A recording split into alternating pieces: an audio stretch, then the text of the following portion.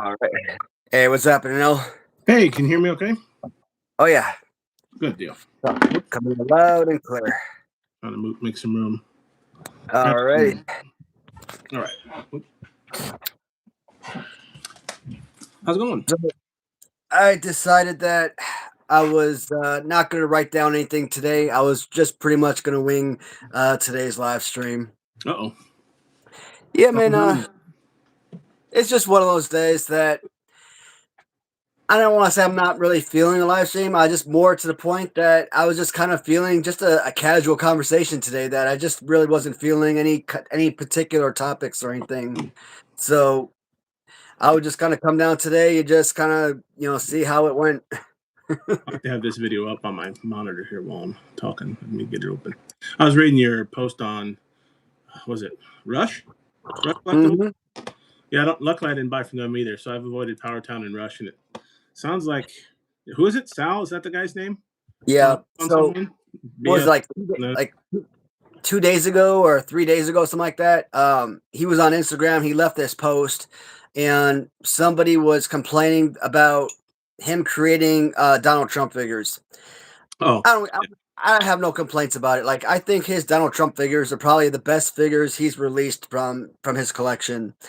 But somebody's complaining about his Kickstarter and releasing Donald Trump figures. I'm like, whatever. And if you read the message he left, his Trump figures came out before the Kickstarter, yada yada yada, whatever. Mm-hmm. I don't think that's really irrelevant.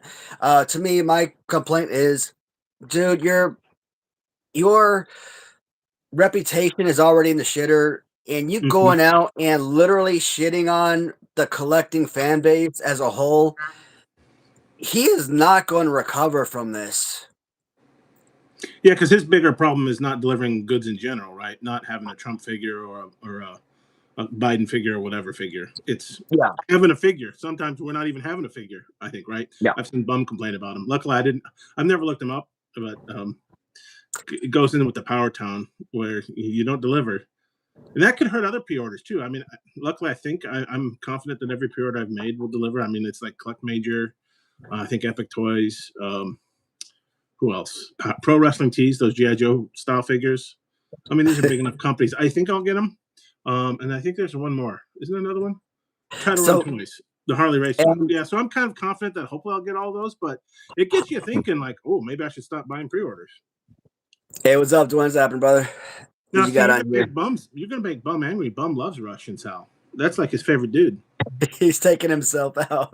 That was sarcasm. Can you tell the sarcasm? I hope I laid it on. Well, I like that Dwayne's actually hitting on it because he's saying that what all of us fans want to say. I mean, look, when I first started collecting Rush, I mean, I started feeling about that company that I felt about all of the retro lines. It was new companies coming out with new products, new Hasbro style figures, and I was loving it. And remember, exciting and fun, and yeah, when I was collecting these figures, I was collecting only MOC. I wasn't taking them out of the package, and I didn't realize what they looked like in hand, what they felt like, that they were actually crumbling when you took them out of the package. Ooh. Now, when I started actually getting them as doubles so I could display them loose in front of the package, then my opinion, obviously, for the collection started changing. And I actually started getting some slack from some of my commenters like, oh, well, this video that you made 8 months ago, you were bragging about this company. And now this video nowadays, when you're reviewing them loose, you're criticizing them. Well, it's like because because it's my review is changing because like I'm now having a different reflection on them because I mean the packaging I still like. I like the packaging a lot. They look great in mock, but when you take them out, they fall apart. Is that Rush? I've always said Rush had some of the best packaging. But the figures themselves from Series 1 was very clayish, very bootleg-like, very unprofessional-like. So, and once I actually got on the phone and, Sal actually called me up and talked to me, kind of spent like 45 minutes talking to me on the phone, telling me his process, telling me why, he was having a lot of issues with Series 1. Okay. I respected the hell out of him for that. Yeah. Actually taking the time out, calling me, explaining the situation. the fact that he would reach out to one of his buyers, that gave me a reason to turn around and give him a second chance. And that was the first series too, right? So I mean, Yeah. most figure lines get better. Did you Mhm. only notice those defects when you got them out of card? Mint on card, they still looked okay. Was it only when you got them open and breathed that you can tell Yeah, that's when bootlegness? you Okay, start seeing like the packs. gotcha. And series 2, I mean, there was improvement, but I mean, still nothing I would pay $40 for. But there was improvements, obviously, in series 2. Um, Going back now, I mean, there's nothing I'd buy a third time or anything like that. I don't think I'd even complete the series at this point, Mm. especially with the lead time with the figures. Not even close. He started off so good though. Yeah, Bum's got some comments because Mm. that's what kind of blew me away, and I wasn't surprised because I heard from you how cool AJ was from Latoonie Yeah, is. yeah. That I think as soon Yep. as he saw I got the first package order from him this summer, and he sent Yeah, me an email asking me how I was going and what I was looking like. I didn't ask him; he reached out to me yeah, via email because he saw it was delivered. And I'm like, wow, hold on, okay. And that's when I mentioned the little spot on the back of Macho, the problem yep, he'd have, and he said, oh yeah, it should wipe off. I'm like, yeah, low enough, it did. That was the only thing. I'm like, no big deal. But yeah, he knew it. He's since corrected it definitely with the Andres. I think they had a little backer on them, a little plastic piece to keep him off the board. But I thought that was beyond cool that he reached out to me. I'm like, well, how much time do you have? And then anytime I post something on Facebook, it's like the next minute. He's like, yeah. yeah, that's really, I asked him a question about what was he? I think he was talking about the Andre the machine as a retro figure. And I'm like, did I miss something? Has that been out for pre-order yet? Did I miss it? And he's like, no, no. I'm Now, like, I've seen but he pictures, but they responded haven't within a released that minute. one. I'm like, No. dude, do you have a life? You gotta. How busy are you? You would think, but he's probably like me. He's on his phone. He's in computers, so it's no big deal. I got a notification. Let me go. Yep, Yeah. he's on it. He's very responsive. Unlike, Rush is Rush pretty quiet. I know Power Town famously says nothing. Thanksgiving came and went. Weren't we supposed to have some figures by Thanksgiving? That last debacle. Yeah. Yeah. Yeah, I haven't bought anything for Power Town. I don't think I ever will, I which is a assume shame is Sal the because same way with Rush? He doesn't communicate either. no, Yeah. he's been a little bit better, and I'm actually glad I set up an Instagram account a few months back because I'm actually am seeing some messages now here and there. So, like, yeah, I don't see like Facebook messages, YouTube messages, anything like that. The only place I see him post is on Instagram. So, like, that's where I'm actually seeing these updates. I mean, And I don't know why a lot of companies do it like that because like not many people have Instagram accounts. yeah, is And Instagram the go-to? I still don't Instagram much at all. I've only started getting into it this year with wrestling figure type things. They're saying, "Oh yeah, yeah, follow us over here." I'm like, "Well, maybe." yeah. And my buddies keep sending me Instagram things, reels and videos, and Be careful not to okay, look at finally. I I think Instagrams mean, with Facebook or Yahoo so already had an account, or you could get one real quick. Um, Dianetics, no, I'm fine with Scientology. I got enough made up religions. read. Though I was watching that OVP I've mentioned before, the Our Vantage Point. That sounds It, creepy for horses. yeah, I don't know if they're talking about me or you. At least it was a cute one. Usually the people that come and heckle you are like, "Oh, you're Yeah, gay and you have sex with trees or something, or whatever it is." But yeah, that was a pretty cute one. Yanking his sister's ponytail at a Comic Con. Um, but so I was watching that OVP last week and the week before, and they like to watch some of the commercials from like the '80s of yeah. this old wrestling they're watching. And one of them wasn't a commercial for Dianetics by L. Ron Hubbard, the book that started Scientology, and I thought it was kind of funny because I remember seeing those as a kid too, but I had no idea what it was. Dianetics, what is this thing? That was basically the book that started Scientology. But I was like, oh, that's kind of it's neat to see. And they had all these weird, like beer commercials, and they're big about Wendy's. So they're talking about the what would you call it, the transformation of the Wendy's commercials before Dave started doing the commercials for Wendy's, and how much better they were with Dave. I'm like, oh, I never really thought about it. Kind of neat to see old. It's weird though. I don't want to watch modern commercials at all. Right? I get streaming. I pay for the non-commercials, but when they're doing it on their podcast, I kind of watch. They had Some BS the that I'm noise hearing commercials from. is that Dave Thomas was talking about how he was apologetic to his daughter for naming his franchise after her, and I'm like, why? Oh, really? It's Huh. like one of the most iconic franchises on the planet. Why would you be apologetic for that? Hmm. Maybe That's just crazy. sounds like he was a nice guy. Maybe he was overly apologetic, even though she wasn't asking for an apology. Maybe she liked it, but he thought, well, maybe I'm bringing undue what visibility to my daughter or something. I think if I remember correctly, Dave used to work at KFC or with like the original colonel that started KFC or something like that. I don't remember, or it could have been another one. Caitlyn Jenner. Oh yeah, here comes the homophobe jokes probably. Shit. Anytime, I mean, Caitlyn Jenner, that's a lightning rod. I'm not going to touch that, but I think it was KFC or Let's see what we got here. But yeah, the Dave Thomas, kind of interesting. I'm not a huge Wendy's Hey, fan. what's going on? All right. Why do I always have hit that button? Let's see what we got here. The idea that Roadblock was getting a figure, and I actually think Roadblock is probably one of like the worst figures from the line. Yeah. I mean, in theory, it probably could have actually been made pretty decent, but it's just poor quality. Like I said, it just looks like it's made out of clay or something. Just really bad, poorly made. Was that the first series? Was that in Yeah. the first series? I think Bum said the same thing. I think he's happy that Roadblock got a figure, so that's okay. But the figure isn't great. Not to put words in his mouth, but I think I remember seeing that on one of his live streams because he showed it off. Roadblock. I don't even remember Roadblock the Rester. When these chicken nuggets are great. Oh, okay. I don't know if I've ever had their chicken nuggets actually. Hey, Chris. I had chicken nuggets from McDonald's a couple years ago, living like a kid, and like, oh, let's try these. They were the worst things I've ever had. Like, oh, never. Could have just been at McDonald's, but I don't know if chicken nuggets are terrible. I actually got a McRib this year for the first time in forever. Yeah, it was kind of. I gotta bring this up because I think my freaking cat is freaking suicidal. As I put in my notes, she's trying to commit kittiside, and I don't know how to stop this. So all the cats, they always like to freaking run down the stairs and try to freaking kill me. I mean, that's not out of the normal. They like all the cats, they always do that. Now this cat in particular, he'll be at the top of the stairs. I'm walking downstairs. He'll shoot like a bat out of hell down the stairs in front of me. Cause me to stop mid-step and almost trip. Always try to kill me, but then he'll like stop, like shoot out a like a bat out of hell, and then just freeze. And like literally, I will have to stop mid-step and just freaking Mr. Freeze just stop and just almost fall down the damn stairs, die. And this little son of a gun will do that constantly, almost trying to kill me. Today, his little ass, I'm putting freaking the whites from the damn from the washing machine into the dryer. So I'm moving them, bam, bam, bam, bam. I got the dryer open, obviously. I'm moving clothes over. And then putting the next batch of whites into the dryer. Guess who I see perched his little ass inside the dryer, just chilling. I've heard cats love that stuff. None of my cats ever did, but and he's a freaking little snowball, so he freaking blends right in there. Oh yeah, okay.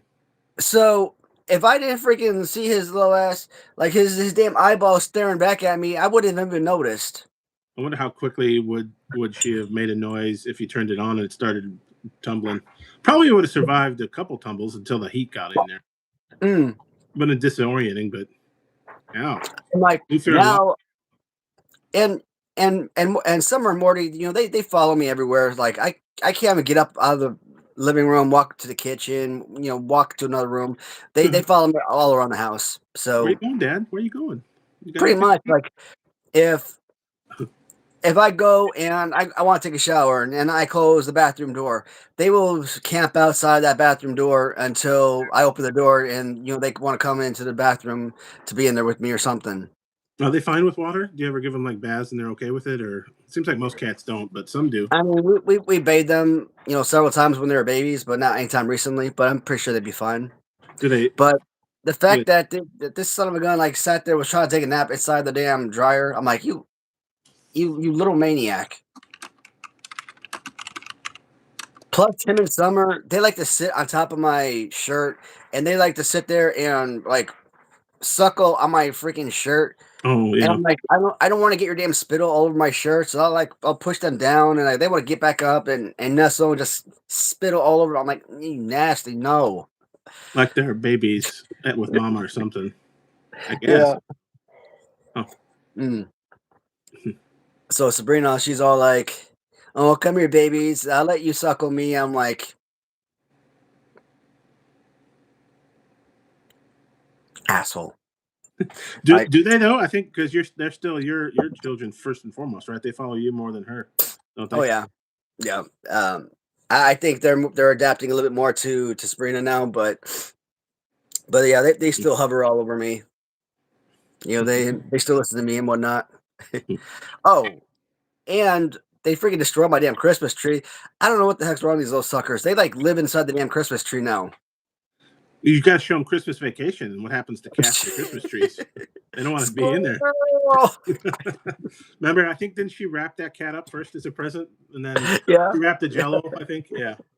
That's cool.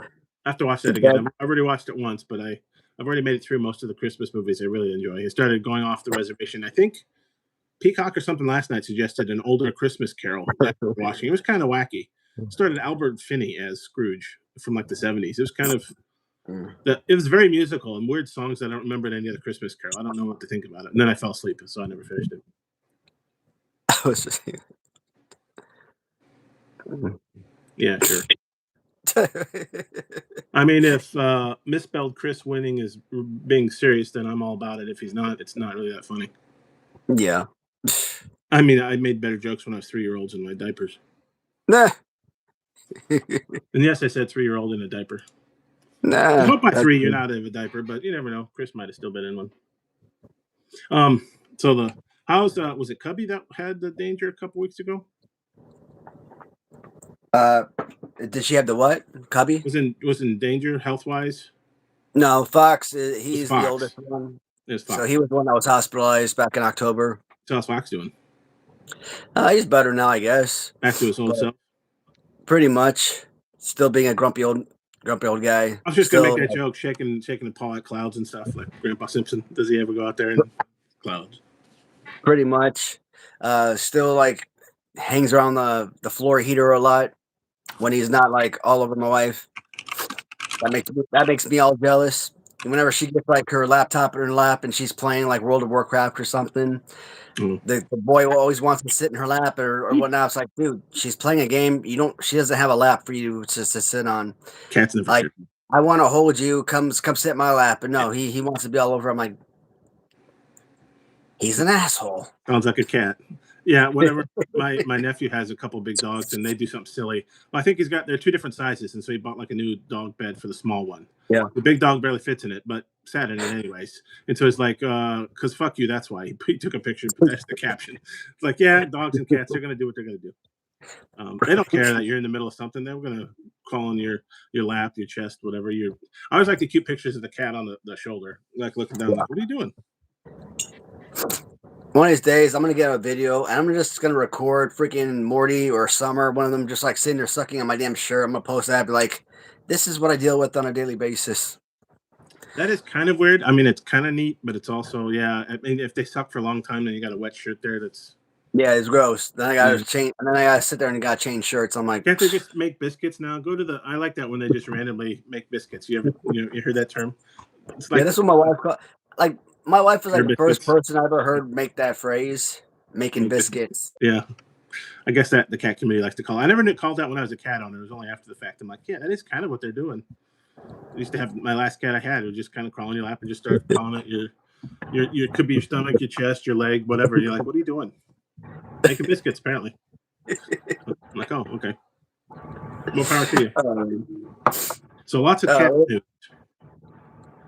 Yeah, so Boxy, he's back to his normal. Freaking Cubby, man. I had to follow Cubby around the house today. You know, ever since we got the kittens, she's like 14, 15 years old now, and she's all of a sudden decided that she doesn't know how to follow the damn, or doesn't know how to be potty trained anymore. So she wants to use the bathroom all over the damn hallways, or go into living rooms or dining room or something now. So today she goes into the dining room. My wife sees her sniffing around, and I get up and I start watching her, and she don't like that. So she starts going into the living room, the other living room, and I'm like, I start walking in there because I see her crapping in that room now. I'm like, this living room is my living room. This is the clean living room. You don't come in this living room, because this living room, like I said, it's like my living room. The bigger living room is the one that my wife and I spend our most time in. So that's like the more utilized room. Mm-hmm. And that's like the one I classify as my room is like the cat-free room. So, like I said, it's supposed to be the clean room, the cat-free room, the clean room. Do they ever get into your wrestling figures or action figures? Do they ever get into your figures, like your minimum on card stuff, or you make sure not to let them into the good stuff? You know, No, they I used to have don't cats go with to the claw couches and do all kinds of no, they don't go to the basement. Okay, so you're safe. I didn't really think Yeah, about that before. when I do open the basement door, sometimes they come down here, but like they don't stay here long enough for to do anything. I make sure that I put them up here. That'd be a new fear unlocked. You got I assume you probably got your better figures up top too, but you never know. If you got anything on the basement, they could get. Well, and cats can jump. Most cats can really fly, so it doesn't matter if you got them up. Sorry, you guys, send me the live link. Yeah, I didn't know. Hey, Corey, which live link, man? Usually, I just click on the person's YouTube channel, and usually they have it highlighted. Yeah, I blocked that Chris losing, winning, whatever. Sorry, Chris. Too many people out there. Yes, Bum is. Bum will probably have a live stream tomorrow, I hope. Getting used to all these, like almost once a day now, there's a live stream to tune into. That's why I don't know what these people do if they just go up to random live streams. Do people not have enough stuff to do? I mean, I don't have that much to do, and yet I still don't waste my time. Maybe I should look at random live streams. Maybe I find another interesting live stream out there. But no, they just tune into one and be like, oh, these guys look funny. Let's make gay jokes. Oh, good one. I haven't heard that one before. Yeah. I went to school too. I remember recess and idiots.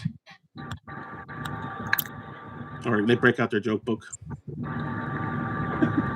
Lol, I'm awesome. I'm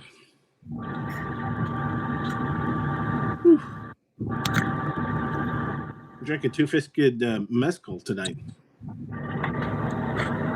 Trying it for something smoky. Apparently it's I don't know if it's technically not a tequila, but it's always sold in the tequila aisle.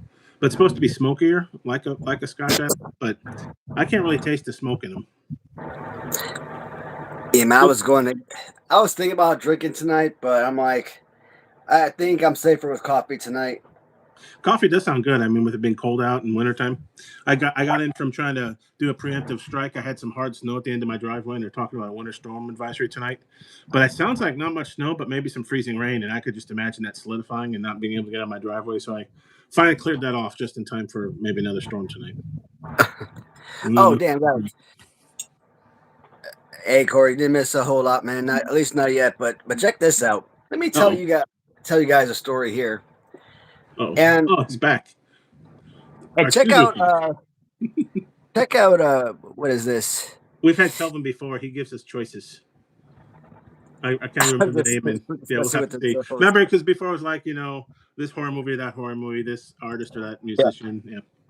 But yeah, we'll always talk. I don't know if anybody here banks with PNC, but I swear to God, one of the largest freaking banks on the planet, and I swear to God, they might be the worst bank in existence. Uh-oh.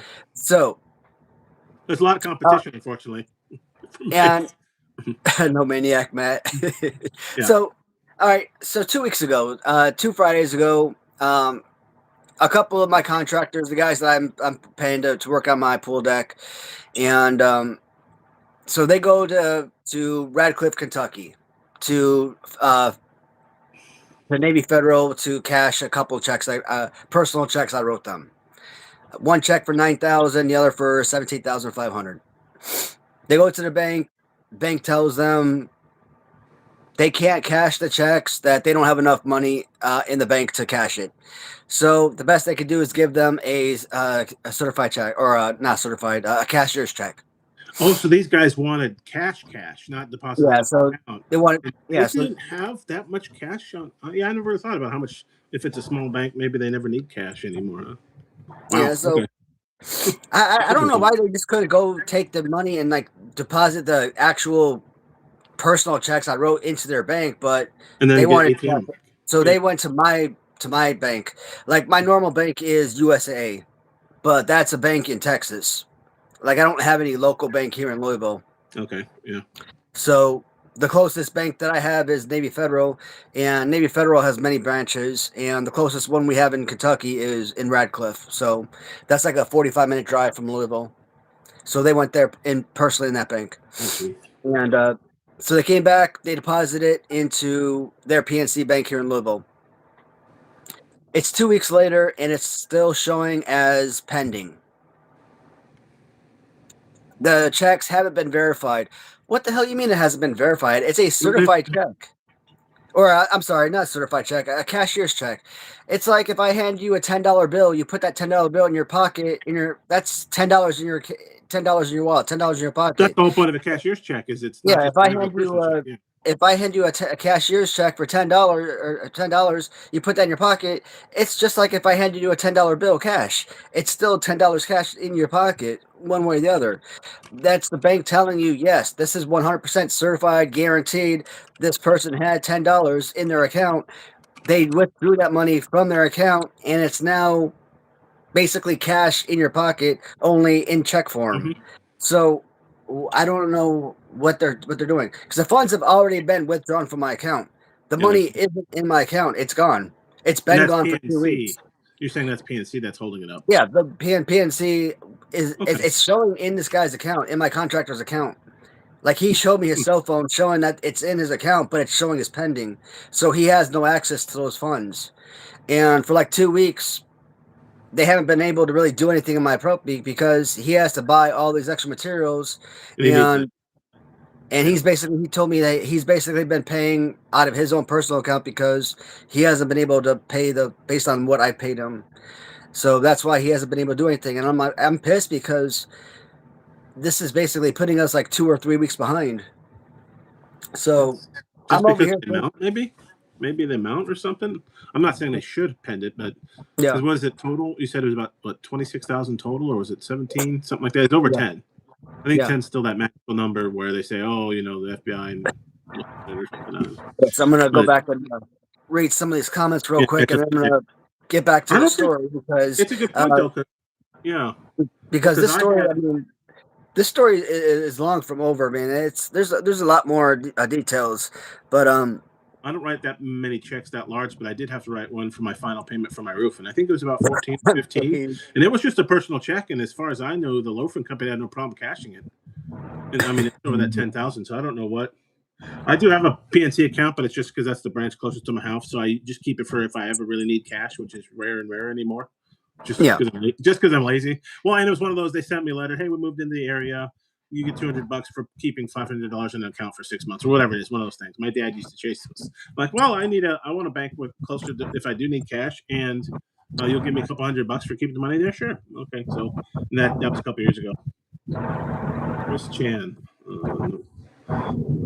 Metallica. Oh, I don't know.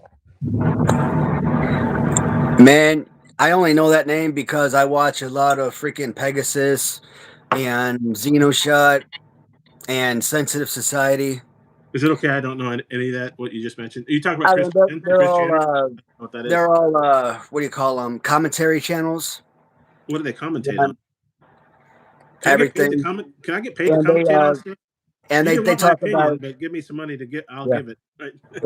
Yeah, but they do a lot of commentary, and they talk about everything, and they do a lot of Mr. Beast videos. So that's if they didn't do all these Mr. Beast videos, that's the only reason I know the name Chris Chan. Otherwise, I'd have no idea who that guy would be. Otherwise, yeah, okay, gotcha. I don't know Chris Chan, but Chris Chan is some transgender dude who was trying to like. Oh, okay, that's all I need to know. Yeah, this is the new version of gay jokes. So you're blocked. Too many people out there. I don't care. I don't want to bother with them anymore. Yeah. It's fine if you're transgender. I don't care, but it's like the first thing they say: gay, homo, transgender. Yeah, we got it. You don't like things that are different than you. Grow up. Exactly. Recognize Mr. Glasses? Well, that's a different one. Even though OnlyFans. Yeah, I love feet pics in Light and Narwhal. I just love me some feet pics. That OnlyFans feet pics, man, that's the best. Oh man, it's so pretty good. But man, so, I'm gonna get back to this story. So the money's still pending 2 weeks later, you said? Yeah. So here's the thing. How long do they need? So Friday. That's ridiculous. Yeah, today's Saturday. Yeah, so Friday. I had to look back and think about it. So yesterday, my contractor's back at the house. He's on the phone for like an hour, and they're not getting any answers. They get me on the phone, and I'm verifying that yes, I'm the writer of the check. It's coming from my account. We're not getting any answer. I call up Navy Federal. This is ridiculous. I'm on the phone for like a few minutes before I finally get a live representative. This guy, when he calls PNC, he's on the phone for like 45 minutes for an hour before he gets a damn representative on the phone for him. Oh, So okay. PNC like is horrible. Like that is terrible. Mhm. So, my representative and his representative from the two banks, they're talking, they're commingling, and they're verifying each other and whatnot. And my representative's telling him, yes, it is a certified, or I keep calling it certified. It's a cashier's check. It was withdrawn on this date. It's a valid check. Here's all the numbers you need. Everything is correct. Everything that, because he's verifying the check. All the information is good, right? All the numbers and stuff. But she's not the verifier, so she's not the person that we need to be talking to get all the information. So she needs to transfer the call. Guess what? By transferring the call, we're on the phone for another hour 15 minutes before we get to another representative. You're in another queue waiting. And after like 45 minutes, and I still have my representative on the phone because he's staying on that phone for me for the entire time until we get another representative. So for like 45 minutes, I'm like, you have to forget this. Let's drive to a physical bank and see if we can talk to somebody. We drive to a physical bank. As we get to the bank, finally we get a representative on the phone. But so my contractor, he's talking to this person on the phone, and we're trying to talk to the person at the bank. I'm thinking, okay, let's hang up. We're at a physical bank. Let's talk to the person. No, talk to that person on the phone. Wait, what? We're physically here at the bank. Why can't we have the person help us? No, we want you guys to talk to the people on the phone. The person at the bank's telling you that? Yep. And guess what happens? After like 20 minutes of being in the bank, weird. We eventually have to hang up on the phone on both sides because they won't even talk to my representative at Navy Federal.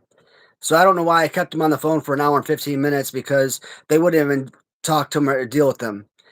And while my contractor was on the phone with the last representative, she said that they called Navy Federal and they wouldn't verify anything, which is bullshit because he was verifying all the information on the phone call with the representatives earlier. So that's some BS.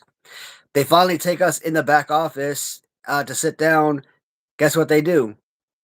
Call up on the phone, and we got to wait for another 45 minutes to speak to the representative on the phone. I'm like, wait, what? We're at a bank with the physical representatives, and we're still having to call somebody on the phone? You drove here to wait on the phone again. Thanks, bank. That's PNC. Okay. So, I think this process took about 3 hours, and literally, it was the customers having to do the job of the actual bank employees. And I'm like, this has got to be the worst banking system I have ever seen in my life. I've never heard anything this. It was a cashier's check.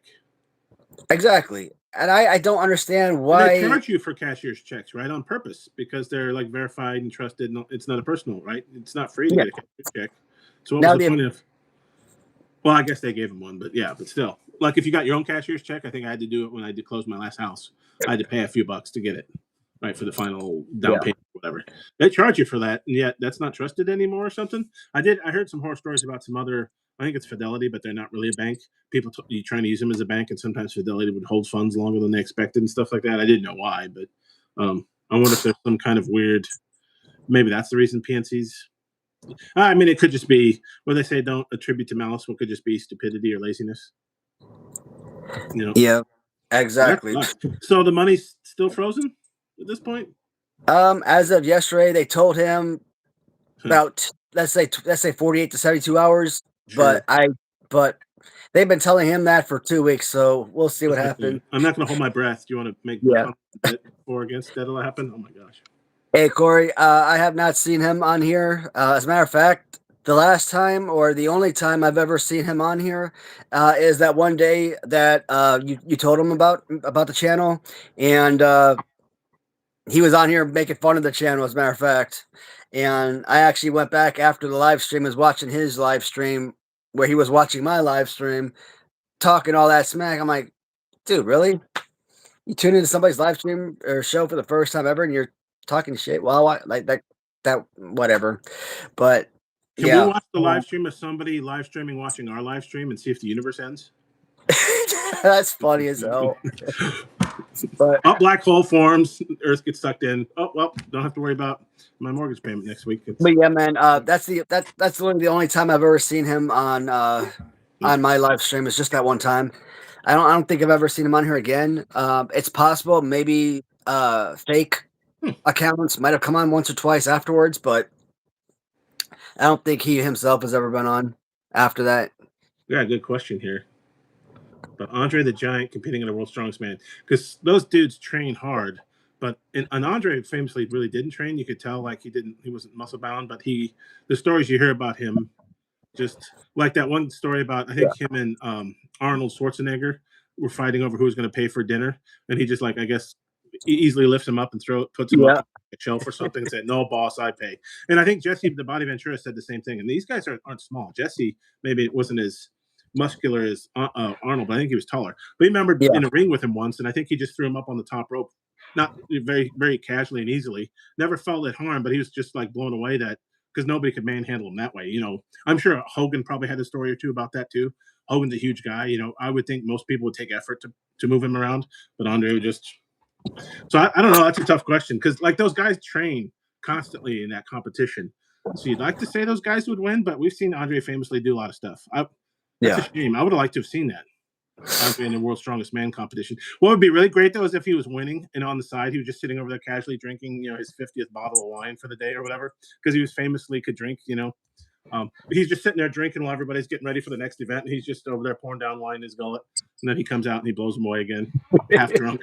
Well, actually, I don't know if he could ever get drunk anymore, but you know what I mean. I think that'd be a great picture of him on the sidelines, kind of like you know when you see the athletes that get on the sidelines, wipe the sweat off, have some water, and he's over there downing, you know, beers and wines and stuff, getting ready to toss the stone up the second story window, or whatever they do, pull the fire engine, you know, all those weird events they do in the movie. I'd like to say he could give them a run for their money. I don't know if he would win. That is awesome. Sure. What do you think about Andre? I think Andre was stronger than he looked because, like, when you looked at him, he looked like next to a lot, especially in that area. You had Dorfs and Hogan that were really muscular. He didn't look muscular, but he was stronger than all of them. I think, right? I think any giants are. They don't have to be physically like bench press strong. Just by being 400 or 500 pounds, 7 feet tall, makes them automatically gigantic. I suspect he could, but yeah, I don't think he did it just like Hogan would. I don't know if he could bench like 700 pounds or anything, but I mean, I'm pretty sure he could probably get a good 400 or 500 pounds up with ease. So he'd be one of those people without working out could walk into a competition of that sort and show at least, if not win. Because like I say, some of these folks, guys and gals, they dedicate their lives to being number one. I don't care how Andre was great, but I mean when somebody's dedicated, they can really go far. I wish I could have saw that. Absolutely. Hey Corey, I see the message, bud. You're good, man. Like I said, man, that was just a recommendation, no big deal. Well, if he mocks us and they're at least funny jokes. That's the problem. It's the same old Tyler material. Oh, you're gay, you're trans, you subscribe to my OnlyFans. Hey, that rhymed. I'm like, oh yeah, I haven't heard that one before. Thanks, Grandpa. How about some new jokes? How about some new material? Like it wasn't material, but like when somebody said I look like the boss man, I'm like, yeah, that's pretty neat. I never really thought of that until then. Do I? Yeah. So dang, PNC. I'm not saying it's only PNC, but like what year is this that it takes that long to clear? Even like I know it's a good amount of money, but I mean there are people moving more money than that daily that can't be held up that long. 2 weeks, 3 weeks, man. And I don't know if I've ever had a cashier's check deposited before, so I mean this is the first one. I've never had this process, and that's right, because I've gotten some like for a down payment on the house and stuff, but I don't think I've ever gotten one to deposit, only to give to somebody else. And when like my roof payment, my final roof payment was like 12, 14, 15 grand, something in that range. And I just wrote a personal check. And as far as I know, they cashed it the next couple of days and it was out of my account. I never heard from them. So that must have been, it went okay. Now, immediately, I don't know where they banked at. I think that was at Chase where I banked. But you would think, I don't know, maybe it is PNC. Maybe it's some weird thing they do. Yeah. And here's the thing, because I think PNC, obviously, because it's one of the largest banks and it's relatively close to my house, I was thinking about actually getting a local bank here in Kentucky, Like and I I'm did. like, nah, I'm not even gonna even think about that now because that's insane. I haven't had a problem with them, but I literally only deposit part of my paycheck and then I get cash at the ATM. That's all I ever do with them. And I got free Yeah. check. So I haven't really had to do anything with them, but that kind of gives me pause now because I was kind of Yeah. like you. It was basically closest to my house. I don't really need cash anymore, but if I do, I didn't want to travel, like the far south of town, half an hour just to get $5 in cash. I'm like, oh, this will be nice. I'll have something closer. Oh, Ahmad reached out to me tonight, and he was Okay. asking me about the Smash demolition figures. So apparently they arrived to port, Yeah.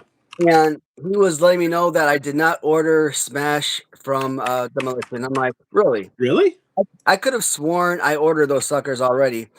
And I was going through some old messages, well, all my old messages, and I'm like, damn, I think it's right. I never ordered Smash. I'm like, how the hell did that happen?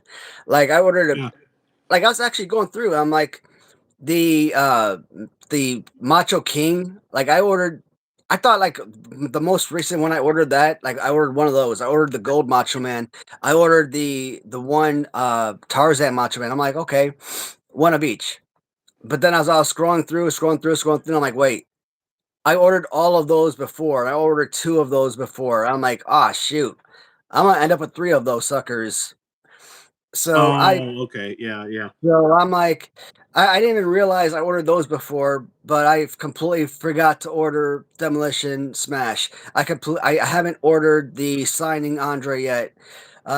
He asked me if I wanted to order the Oh, white right down. 12-inch Legion of Doom. Do you order through Shopify or from his website?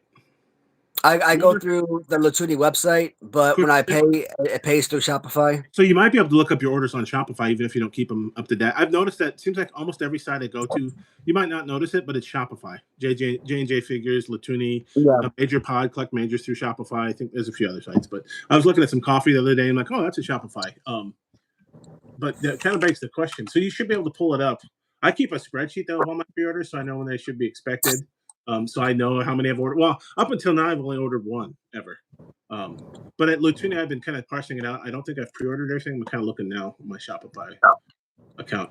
But I have now. I'm going to have a few of them. I took advantage of his Black Friday sales.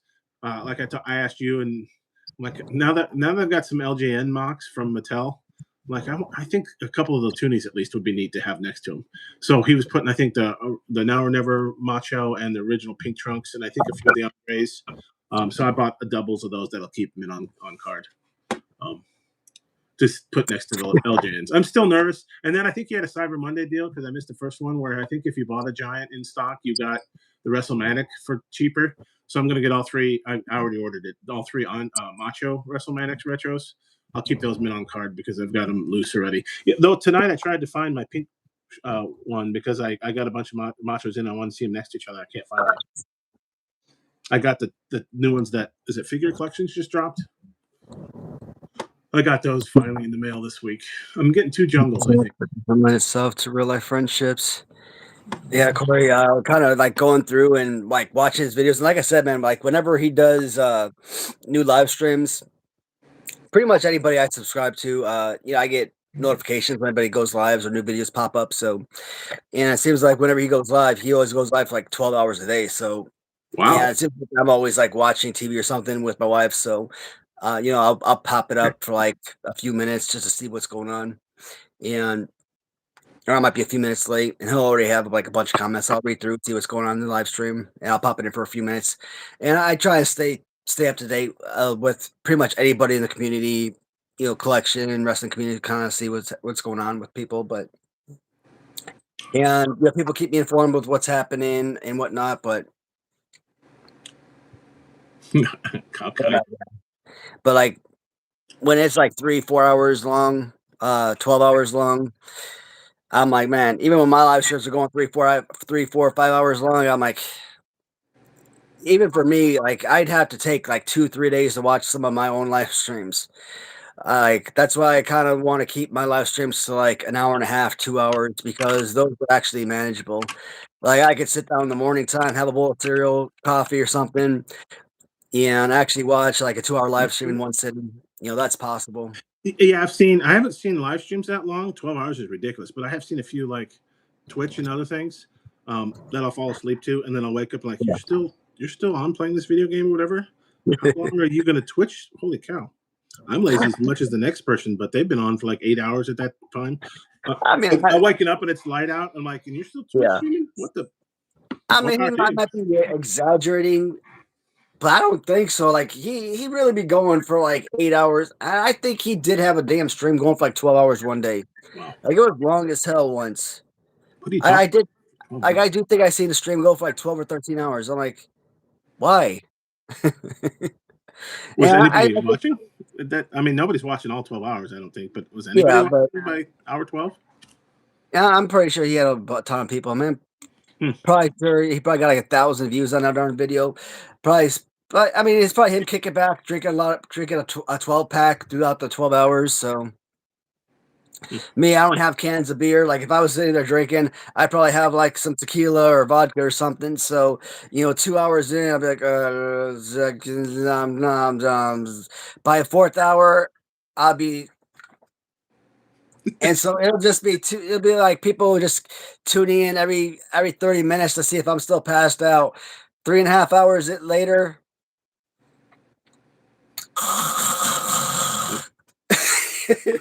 You say like this is from experience or something? Well, just a little bit. Yeah, you definitely, if you did a 12-hour live stream you were drinking on, you definitely have to pace yourself. I'm a professional, but I would have to pace myself. About 7.5 hours in, people turn in like, dude, this motherfucker's been passed out for 3.5 hours. Wake his ass up. We'd be checking in to make sure he's still alive. Is he? Nope. Okay, there was snore. He's okay. Somebody put a mirror under his nose. Make sure he's still alive. Ooh, eggnog. Oh, man. Yeah, how about that? Anybody like eggnog? That's divisive. E. Ross was talking about eggnog. I actually had eggnog for the first time last night. It was pumpkin, which was surprisingly not bad. It was a substitute at the grocery store, and I wasn't sure. I don't like a lot of pumpkin flavored things, but it was actually pretty decent. It was a pumpkin eggnog. Cinnamon eggnog is pretty good. I think nutmeg in an eggnog would be pretty good. There's probably already nutmeg in an eggnog, and cinnamon and those kinds of things. Whiskey or rum in an eggnog, apparently. I think rum, isn't that the go-to for an eggnog? I don't know, man. I love eggnog as is. Like I would. Yeah, that's what I drink. It's one of those drinks why I wouldn't want to ruin it with alcohol, even though, yeah, you kind of have to every now and then. But would I add rum? Probably. You get the right amount. You don't want too much, but yeah, if you can get the right amount in there. I never liked alcohol in coffee because coffee's. Well, yeah, I guess if a cold coffee maybe, but a hot coffee, yeah. Yeah, I think rum is a go-to for eggnog. I've done various whiskeys though, not Scotch, but maybe even a bourbon or two. I just went to the liquor store today to pick up some more sipping whiskey. I think the people are secretly in love with you. Yeah, I assume it's just a goof. No, I think they have some crushes. Oh, Bryan Adams!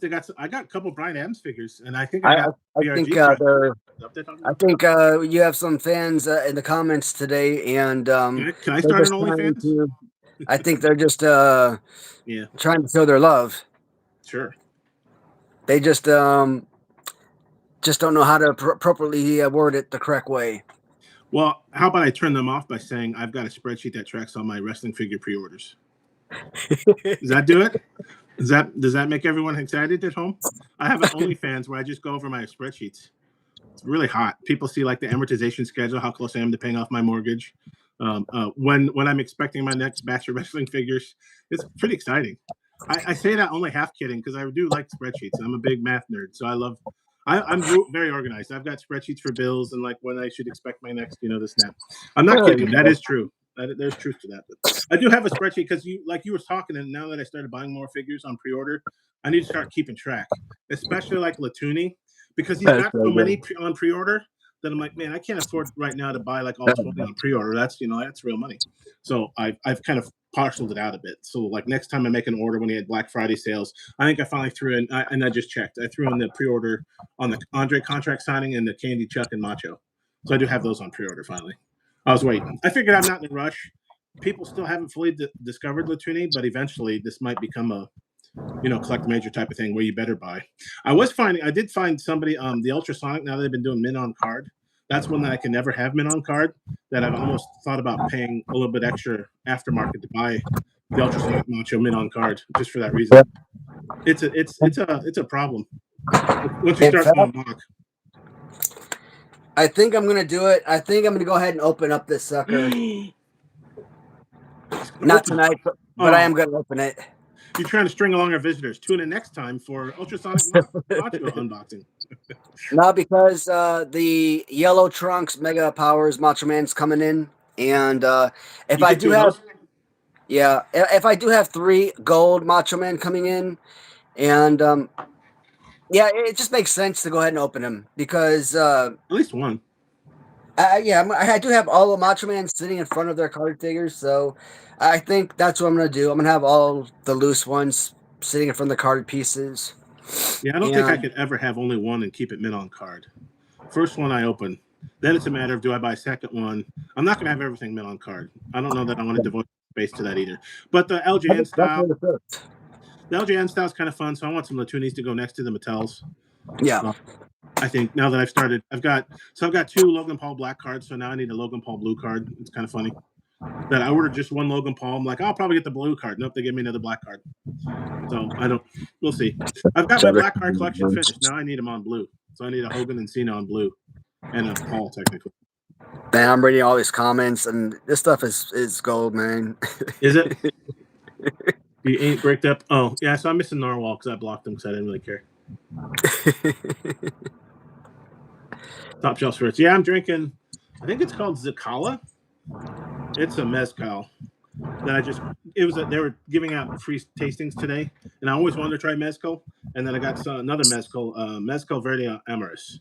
What was neat about them is they all had they look kind of cheaply made, but I heard good reviews, and they all got a different label. I looked through every bottle, and the one I picked out was this funky, I don't know, looks kind of Aztecian or something, but it's a really basic bottle. There isn't much to it. So I was kind of like, did they make this in the back in like a bathtub? Is this, legit liquor? I don't know, but I'd heard good things, so I bought it. It's not bad though. These are not as smoky as the scotches though, so I'm not sure I'm a big mezcal fan, but I figured I'd try it. Something different. I had a buddy that would write all of the movies he watched, and he's not as nerdy as I am, but he would write every movie down and the reviews he gave it, and he kept that in a spreadsheet. I'm like, to what end? I don't know. I'm being that geeky. Oh man, freaking 2010, I was doing that when I went to Kuwait. Because in Kuwait, I had nothing. Like when I said I had nothing, I literally had nothing. I got off work. I probably got back to the apartment probably like around, I don't know, 7:30, 8 a.m.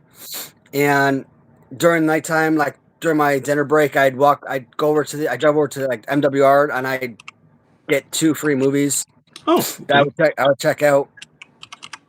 And the next day when I got home, I'd watch those movies. And later on that day, when I'd go back to work, during dinner time, I'd check them back in, check out 2 other movies, etc. And I would do that every day.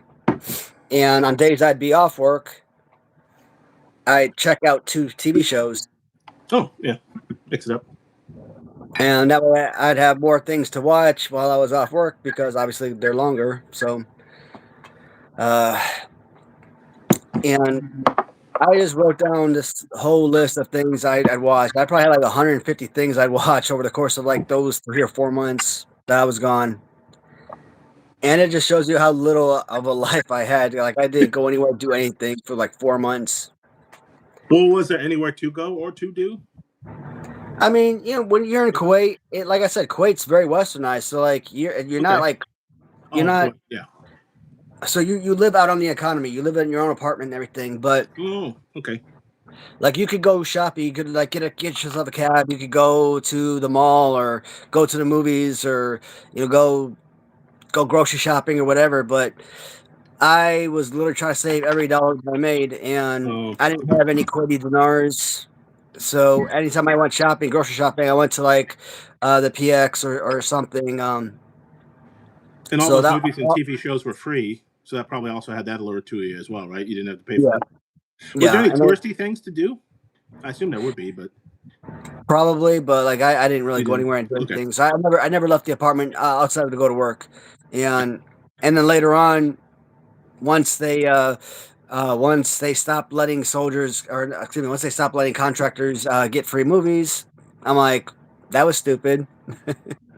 um, and when you think about it like that, like considering that like 95% of contractors are prior service, like you're really screwing over so many people by doing that, anyways. So um, it's like contractors are there doing the same job military is, so like why are you doing that? But that took away my ability for enjoyment, like during my off time. So I really was bored out of my mind. Like my first contracting job, on my off days, like I would probably take a bath like 3 times a day because I would just sit in that bathtub and just soak up the hot water for like an hour each time because there was either I was either taking a bath or I was sleeping in bed because like the TV didn't work, there was no food, and I didn't go anywhere. So like, what else could I possibly do other than walk around the apartment? So like, I was bored out of my freaking mind. That's why I love going to work because at least I was doing something. At least I was being active. At least I was around people. Yeah. It'd be tough because I mean, when in a foreign country, you probably want to see some stuff, but you're also trying to bank your money a little bit. Yep. I don't know if we missed anything. We talked about some liquor. I was sharing what I was drinking. We'll get rid of the trolls. Oh yeah, get rid of the trolls. Oh, J&B Scotch. Okay. Yeah, my preferred probably is Scotch. That's why I was trying these mezcals because they're supposed to be smoky. I don't want to say peaty. I'll say peat for Scotch. My favorite's probably Lagavulin though. But there's been a few. I think it's a few Ardbegs I've had recently that I've had before, but for some reason they were hitting different. Because they're also a smoky peated Scotch. Ardbeg makes several good ones. Lefroy makes several good ones too. I mean, there's a bunch of peated Scotches, but I wanted to branch out and do something different. Hey, what's going on, mustard? Get rid of the trolls.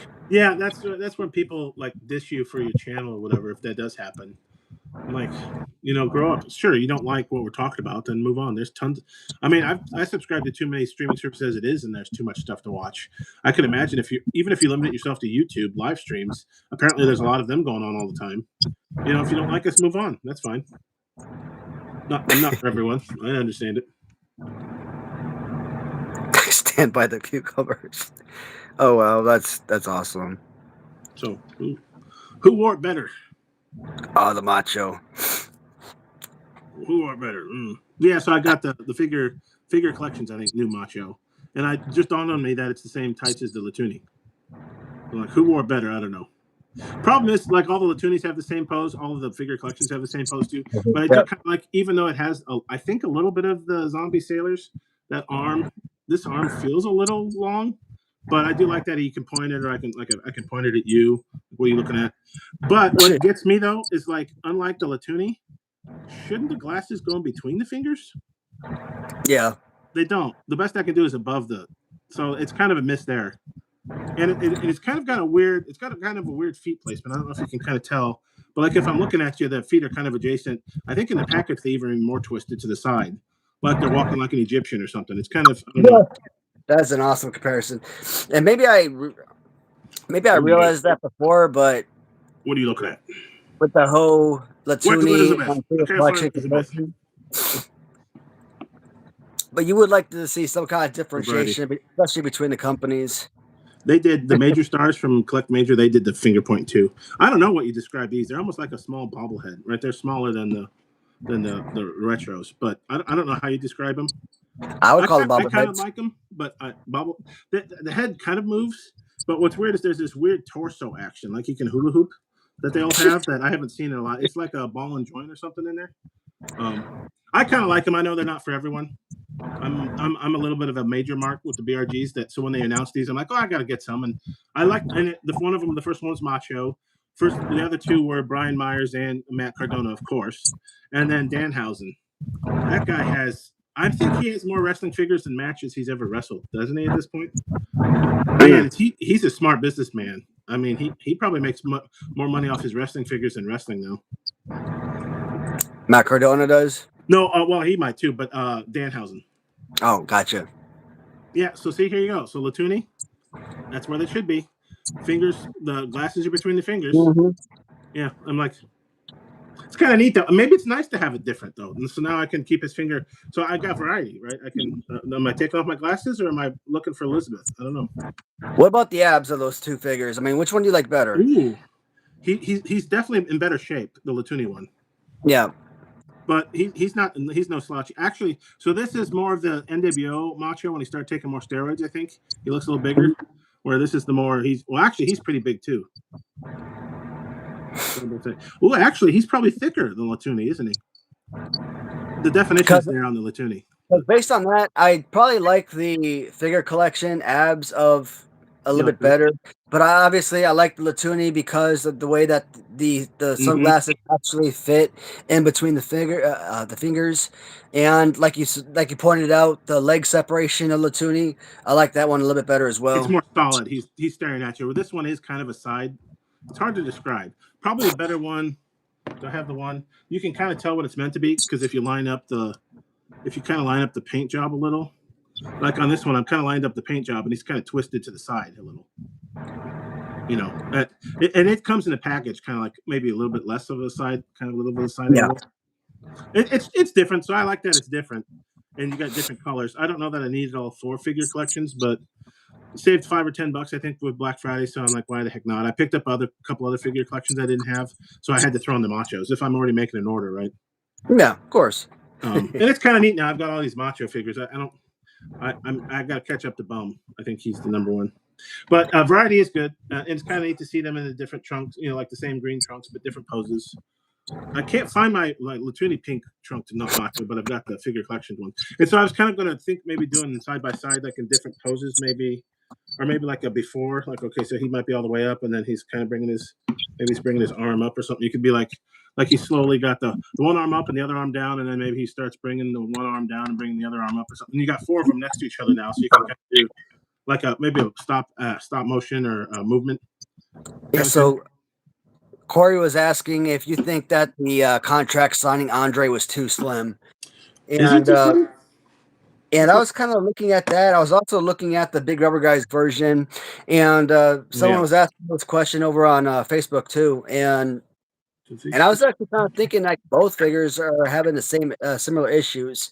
Okay. I really didn't have an issue with it, but not until they mentioned it, and I looked at the figures and I'm like, maybe a little. Because obviously you're looking at Andre figures and they're always like they're much thicker figures. Mm-hmm. And when you look at both figure guys on Latoonie, they might be a little bit more slimmed down than what we're accustomed to. Yeah. But I mean, otherwise, when I look at either piece, like I'm perfectly content with either piece. So I don't have an issue with them by design, but I don't know if you've got an image up in front of you. Yeah, I was looking at the contract signing one. He is kind of trim because I remember that Piper's Pit. He was a bigger guy at that time. He wasn't that thin. And I don't know, the hand, I bought one already. I pre-ordered. I don't care. I'm going to like it. But I'm like, maybe I would like a different hand pose on the Latoonie. I'm trying to pull up a figure of the BRG. Oh, here we go. Mod, 28 minutes ago. Coming up for pre-order January 2026. Is that the Smash? I was trying to go out to Facebook because I figured somewhere out here we have a picture of the other Andre. Now it's no longer on pre-order. I don't think it's on their website. Oh, what I'm really excited about. I think it looks better, unfortunately, the BRG. The Everest Andre. The 13-inch Everest Andre. The trophy Bobby Heenan picture of Andre. His hands like this. He's like that. Oh my God, the sculpt. The first image that he has, Andre's face might be a little bit too small, and I thought it looked really great. But when he sent me the picture, he looked at it, he was like, maybe Andre's face needs to be a little bit longer. But I'm like, okay, looking at the picture, I'm like, yeah, you might be right. Maybe the face sculpt needs to be a little bit longer, but I'm like, otherwise, that freaking image looks good. At first, I thought, okay, the arms are a little bit in too wide, like a little bit in too close. Spread out the arms a little bit wider. Maybe that might be a little bit better. But like I said, the whole choking Bobby Heenan out thing, I'm like, that looks super good though. Can he talk to Bob Uecker's estate and get a Bob Uecker fig? Because remember when he choked him out on, was it WrestleMania 4? Bob Uecker played that well. I think he shook him, and he's just kind of like, if he could reenact that in figure form. Because Bob Uecker passed away a couple years ago. So, one, I mean, I'm never going to say no, but man, because those Everest figures are more expensive and they take up a lot of room. Yeah. So I'm like, calm down. I think I'm close. I pre-ordered one Legion of Dooms. I did get the animal because I'm a sucker. And then I think I got both machos. Now I got the one in hand and I pre-ordered the other one. But man, each time it's like $70 or $180 or whatever is the Legion of Doom tag team. Demolition's going to come out. I'm like, well, you can't not buy those. So I'm like, man, I'm going to have to get another job. To afford all this stuff. Another house to put them in. Whew. I think I ordered 2 sets of the original red and gold Legion of Doom. 2 of each, and or 1 of each? I'm looking at that Macho Man back there. I really only need 1 set. Mm-hmm. Because, I mean, it's an easy open box. It's not like you have to tear open the package. You really only need a set for that. You don't need to open up. You don't need to buy 2 of those.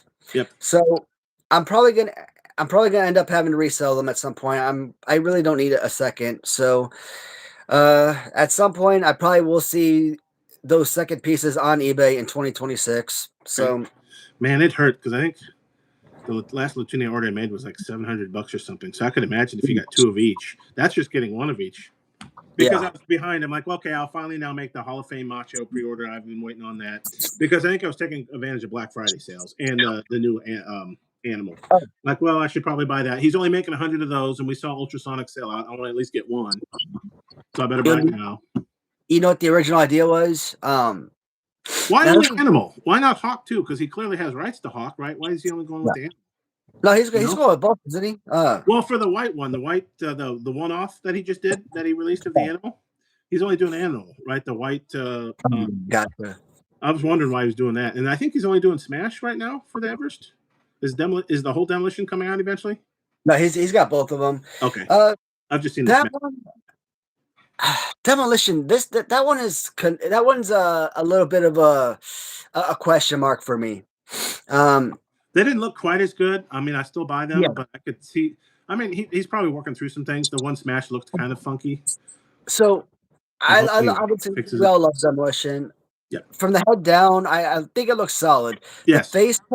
The face paint, I like the colors he chose, but the head sculpt itself obviously needs to be upgraded. It looks weird, right? It doesn't look like Smash. If those are going to be the final product, they're going to sell pretty decently, but they're not going to be like high commodities that a lot of people are going to go after.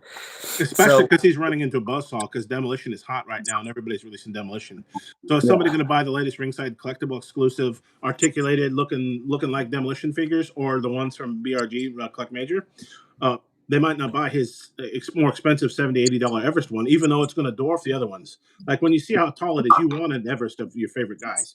But if the sculpt looks weird and on a bigger figure, you're going to really see it. Like on a smaller retro, maybe you can be like, well, is that Macho? It's close enough, right? It's a smaller face, but literally that face is like not like your hand, but it's pretty big. Yeah. You're going to see it, unfortunately. So I don't think that's going to be a final product. I mean, obviously there's going to be upgrades. There has to be upgrades. I mean, it's something I think a bunch of loyalists we will definitely buy, but at the same time, it's when you look at. I don't have anything close to me. I was going to show off, like maybe. Actually, can I flip this? I think if it's your phone. Oh, look at all those figs. Where is it at? Min box, min. Oh man. Like if you're if you're looking at that face, and then you look at one of the new 12-inch figures. Now that is the LJN one, right? Yeah, that look just like the Latoonie one, doesn't it? They look almost identical. No, that one's a much better face sculpt. Is it that bad? Oh, because it looked from remote. It looked very similar. Because I always thought the Latoonie, what is he called, toy axe looked a little funky, but it looks very similar. That one, let me go over here. Do you have the other one too? Then okay. What are we looking at here? So Oh, that's the LGN face one. yeah, that's different. So that's not much better, really. Of course, it was 40 years ago, 84, 86, or whatever. I'm not going to complain. I still like my 2 axes, but or if you look at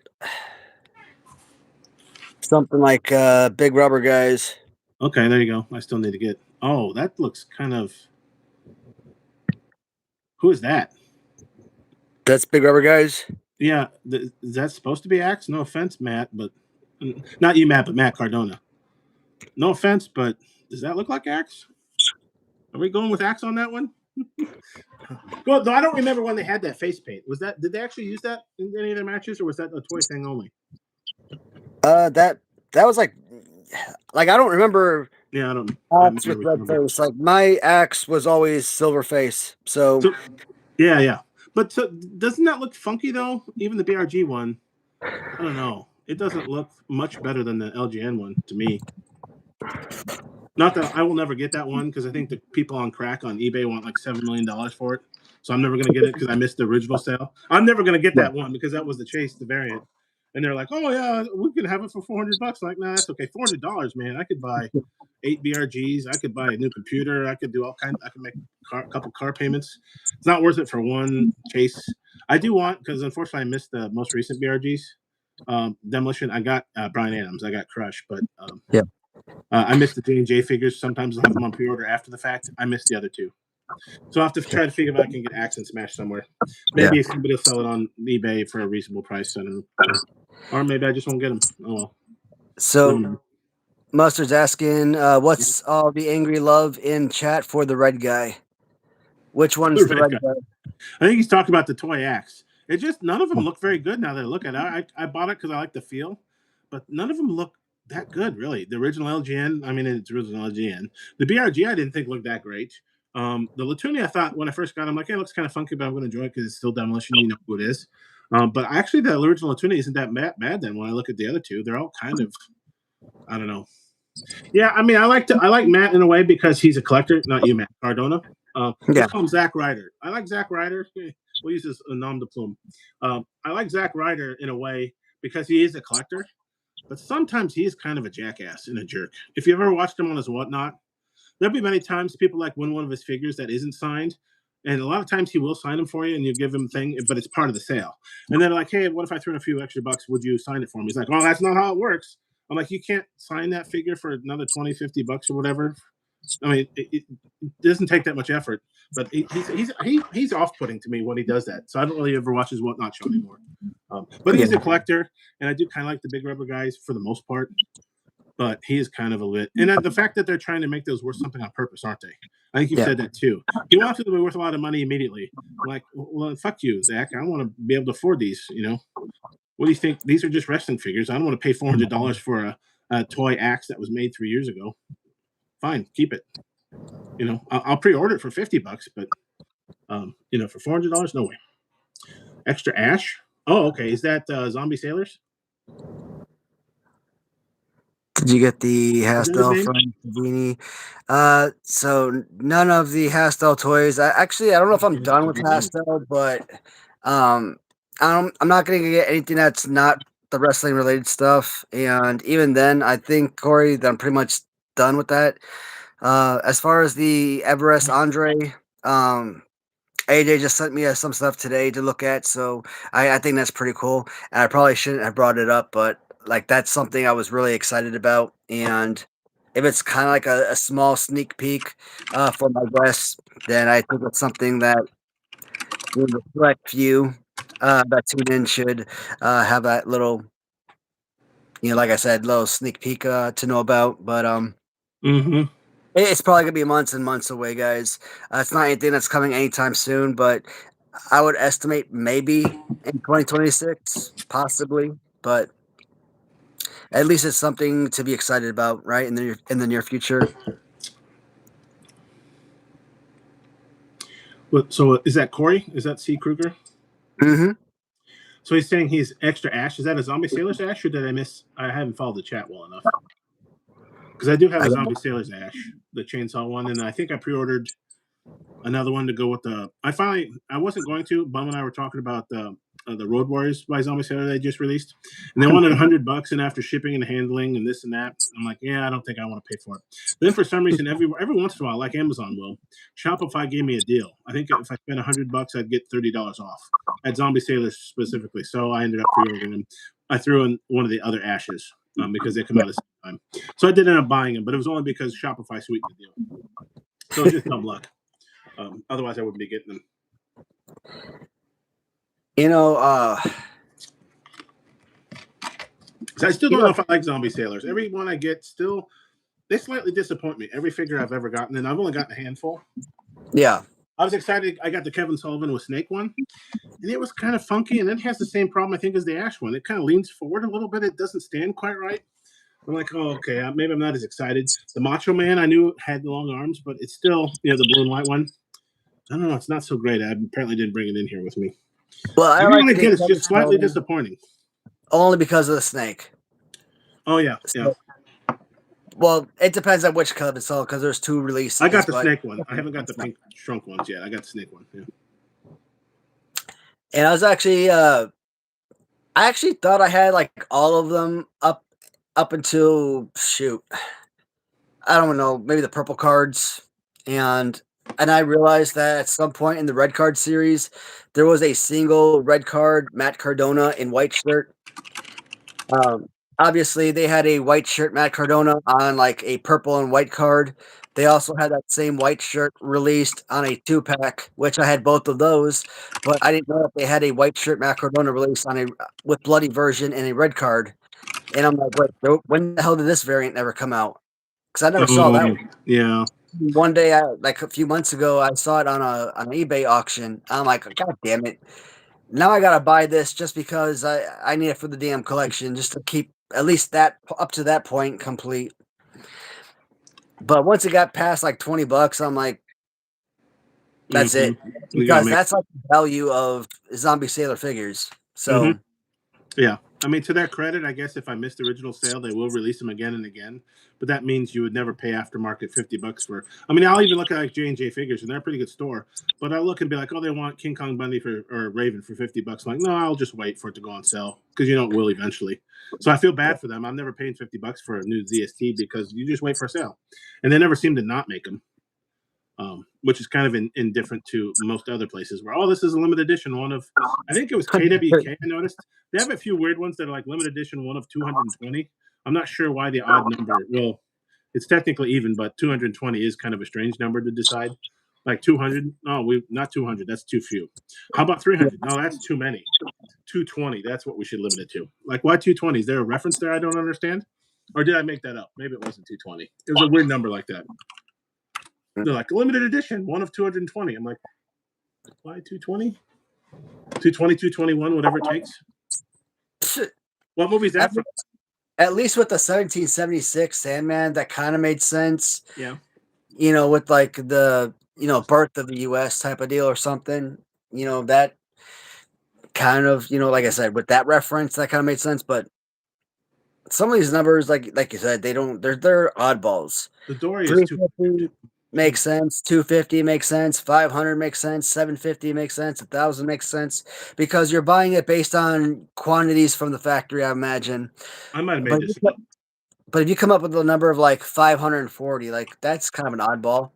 Why don't you just do like 550 or something at that point? I could have sworn I bought one because I think I even bought it and opened it.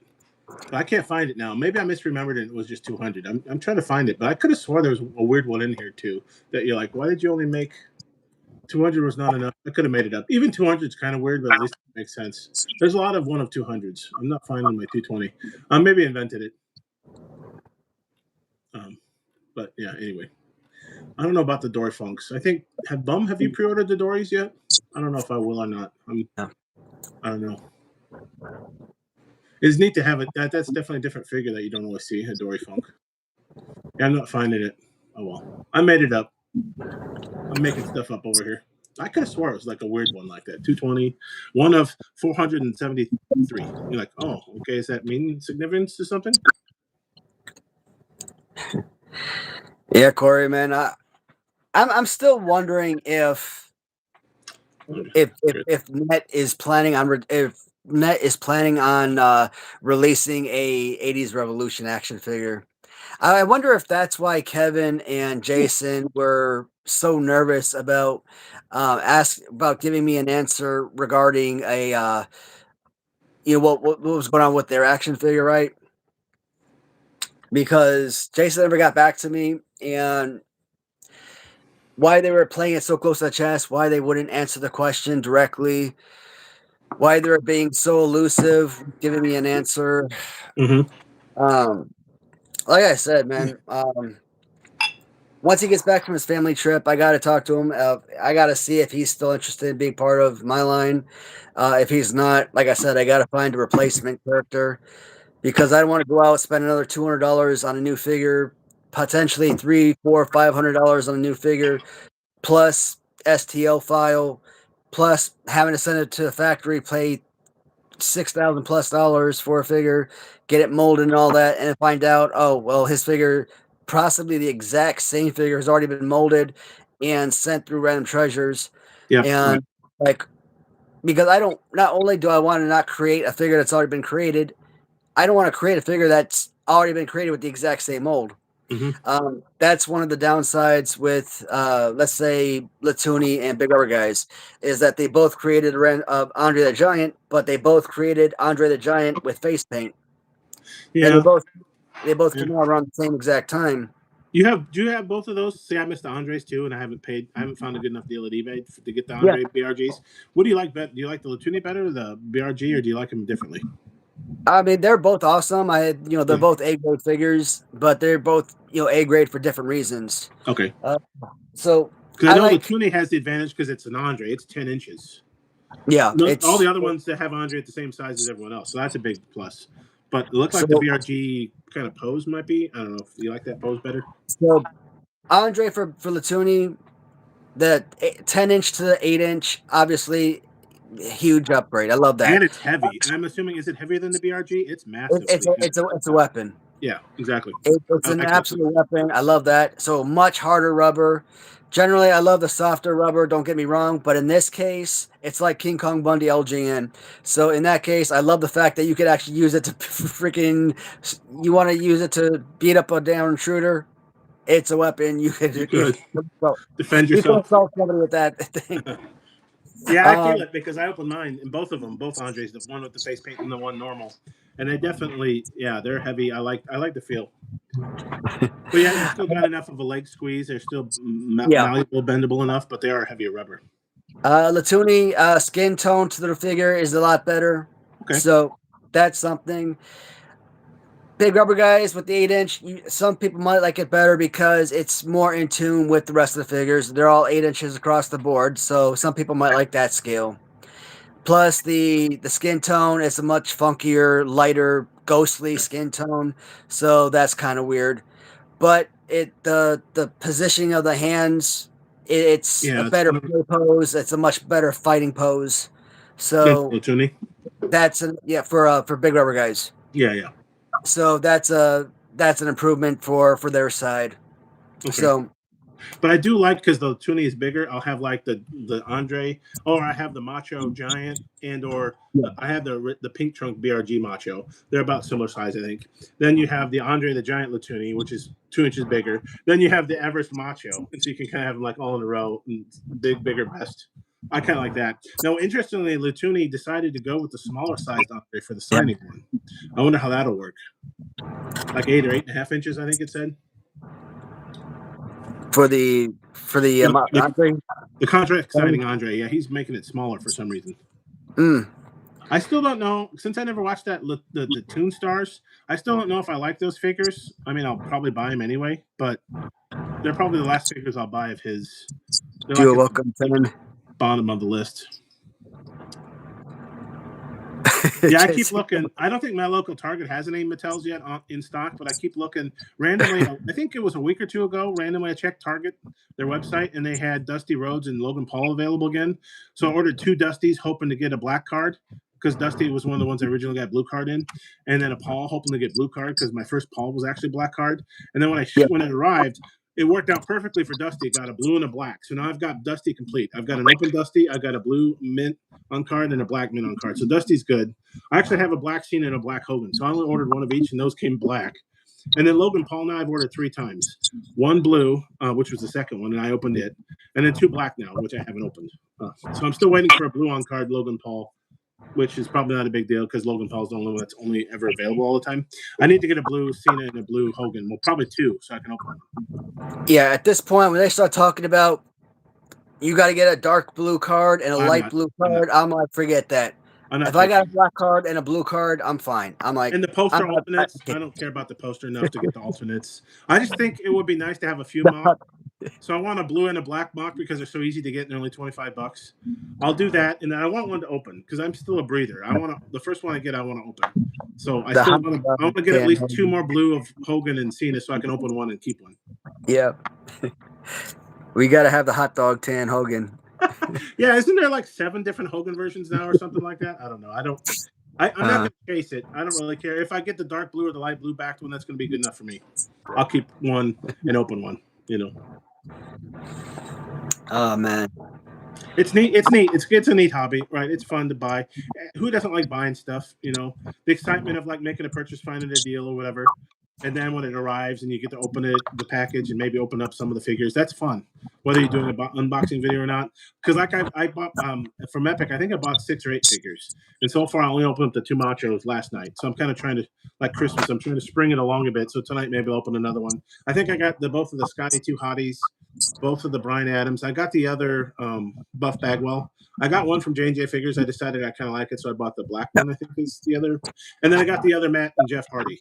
I bought one of them from J&J Figures on sale. This one's the Brood Red one. I decided to buy both of them because I kind of like those figures too.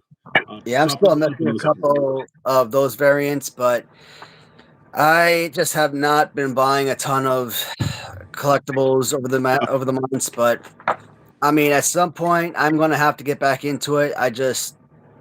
I've completely slowed down, but we'll see. You got a deck to finish.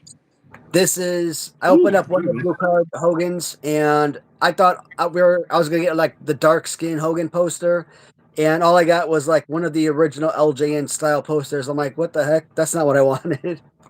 So you're right. Poster collecting's got to be hard because you definitely have to open up the poster before you know, unless there is a correlation, like blue card, the dark blue means this and the light blue means that, but I don't know if there is. My Brainy Waddy is in the chat. Yeah, my version of slowing down is I think I spent over $1,000 on Black Friday on stuff, and this week I haven't spent that $1,000, so I've slowed down. But who knows if the next sale? I keep checking Latoonie in case he puts something on sale. I'm like, to build out my mint on card Latoonies. Everybody invite Brainy Waddy onto the live stream. Who? Invite Brainy onto the live stream. What do I have to do? I see. Oh, looks like your better half's on here too.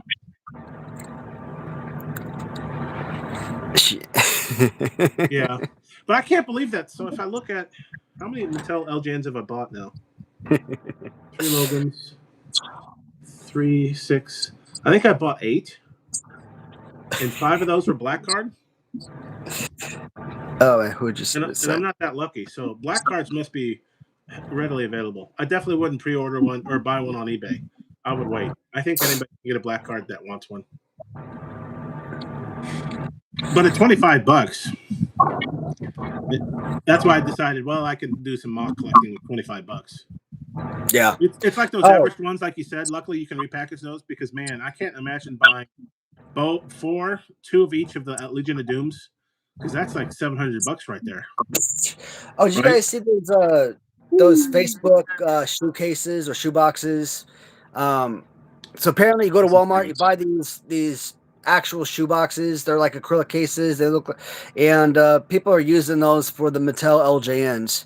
Yeah. Okay. Now, there's like that much space in between the cases and whatnot, but because of these, I don't have anything close to me, but because of how big the posters shoot out, they don't fit in the regular acrylic cases. So those shoe boxes actually work really well, and you get like 5 of them for like $20, and I'm like, that's a hell of a buy, because a regular acrylic case for your cards, those things are sells for like $40 or $50.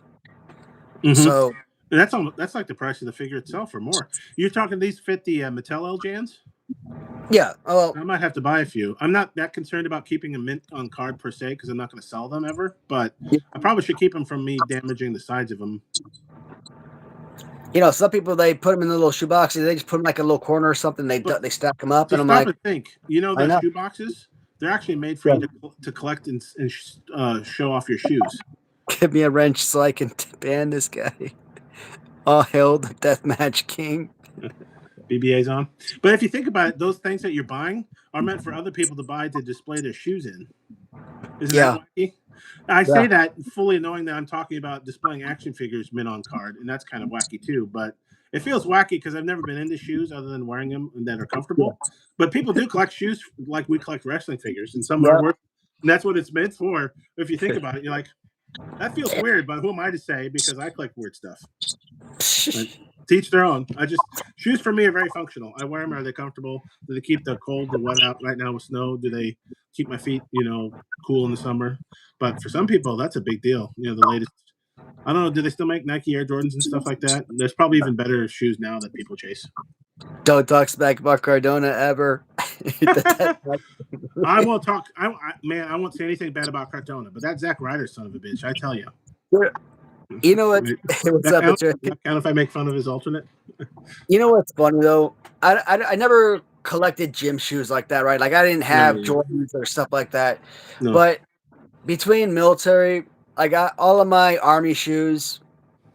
Between ACUs, DCUs, my brown suede boots, and then contracting. Every time you went in contracting, your company gave you like a boot allowance every year. So you got a boot allowance? Yeah, you. Of course, these are rare. Yeah, for combos. Steel toe boots. You got a steel toe boots every year. So you got like I don't know what was it like $70 I think every year for steel toe boots, work boots. And was it 1 year or every 2 years? I think it was every year. Anyways, so for work, I always got brand new boots. So I probably have, whether it's Rocky or Caterpillar, all these beautiful brand new work boots, and they're probably still sitting in their boxes, unopened, unworn. Hey, get some of those shoe things. You could. Oh, they probably won't fit in the Walmart shoe collector things. So I got like all of these boots, $100, $120, $200 boots. Ooh. Sometimes, and again, sometimes you get like these $100 allowances, $110 allowances, $70 allowances, $125, whatever company you're working with, they have a percentage of what they pay you. So if they have a $125 allowance, you pay $200 for boots. You know what? You got it for $75 essentially. So you get nice boots. So so it's pretty awesome. Like I said, I got a whole stack of boots that I've never worn, and something like that. Right? You can probably sell them. They're in good shape. Oh yeah, I have. Boots are expensive. Good boots are expensive, right? Yeah. Over the last few years, since I started eBay, I've sold a number of boots that on eBay, but you always got to sell them for like $50, and knowing that they're like $200 boots, $150 boots, that kind of sucks. But yeah, you feel bad. But I mean, like I said, I've never worn them, and I got a stack of boots that I'm never going to use, so it's like it serves no purpose. I remember watching this episode of 80s Revolution like a year or two ago, and he's like, you know what? When I reach a certain age, I said to myself, I was never going to wear shoes that had shoelaces on them ever again. And I'm like, son of a bitch, you know what? I think I'm going to adapt that motto because that's pretty smart. Now, are we buying slip-ons? Are we buying like Croc type things? What are we buying? Do you have some now? Nowadays, I wear shoes like this. Yeah. Okay. Yeah, the slip-on type. So they're nice. I mean, I still got gym shoes with shoelaces and stuff, but I mean, I don't sit there have to tie my shoes right. They got to slip on, like you said, slip on. Boots, same thing. I just throw my foot right into them. I mean, I don't really have to tie shoelaces or anything, but he made a good point. Like I don't have time to sit there and slip my foot on it. These are just slippers though, but I use them to take out the trash and get the mail. Yep. But I wear them in the house too. I like house slippers. I got that from my aunt. She wore house slippers growing up, and I'm like, that's kind of neat. I kind of like them, especially now that it's cold out. It keeps your feet warm. But then I keep a pair by the front door and a pair by the back door. So if I take the trash out, I slip them off. So I changed the slippers. So inside I have inside slippers and outside slippers, but they're all slip on. Now when I go out and about, like when I shoveled snow last week and then like last night or today, clean off some snow, those were real boots with laces and stuff. I laced up for them. But everything else is fair game. Now, what I've done though is I found that if I can get it at the right tightness, even gym shoes and with laces and stuff, I can still slip those on and they're good enough to go out and about grocery shopping and stuff. I slip those on if I can get them the right level of tightness, so they're not too loose but not too tight. They're kind of good. Big rubber dongs. That's funny as shit. They probably do. If you go to like Adam and Eve or one of those sex toy websites, they probably have big rubber dongs. Vince McMahon. Yeah, he's kind of. It's interesting finding out about some of the lawsuits he's been involved in. I'll leave it at that. With the rubber, I think. Hey, yeah. Do they sell? I'm trying to think of how you can turn that around to action figures. Big rubber dongs. Big rubber guys. Big rubber dongs. Do they have on? Maybe pretty soon at this point, we'll have Macho Man and Andre the Giant, big rubber dongs. Because they've been released in every other wrestling figure line. Probably Macho Man first. He's been available on like pretty much every wrestling figure line I've seen. Goodbye, Russ. The YouTube chat thing? I missed something. Herman fans got their shit. Ghostbusters fans got their tea. G.I. Joe, Power Rangers. Want real LGNs like the originals. Okay. So Corey doesn't. We want some real LGNs like the originals. I mean, I honestly really, really like the Macho Latoonie. The feel of the Macho Latoonie giant. I really like that feel. I like them even better than the two LGN originals we bought this year. But it's hard to capture the innocence that when you were a kid playing with the LGNs and what they felt like. They feel different than they do now, but either that's nostalgia and or 40 years of aging. BRDs. I'm gonna collect them all. Do you keep them? Do you keep them in on card, the BRDs, or do you open them up and let them breathe? The big rubber dongs. Yeah, you brought to let them breathe after you use them. I've heard. You might even clean them if you're. Anyway. The big rubber. Zombie cake. Could you have like a zebra cake figures? Well, I got both of them. So you got both big rubber dongs? Yeah, I mean, I got. This is just like I only started getting these like around the Series 5, right? You got both Dusties at sea. So that's the loose right there. I got the cheap Dusty, the red boot one. But I've never been able to want to pay up for the other one that just has a different colored boot. But like this is so this is obviously two layers deep. So obviously this is all 2 layers deep.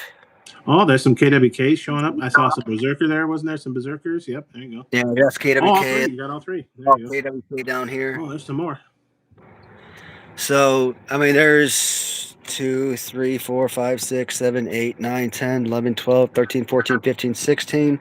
Wow. So that's got to be about 32, 48, 49, 50, 51. So, I mean, it's got to be close to 60 figures here. This is why I tried to avoid mint on card because, oh man, that takes up so much room. I'm already trying to declutter and I'm actively adding to the mess by buying these things. I'm nervous. Yeah, but see, this is what I'm going to end up doing with the with all the mods. So I'm just going to end up open up the blue, and when the yellow one comes in, just put the yellow one there too. So you got 2 yellows coming, one you can open and one you can keep. Yeah. So. Yeah.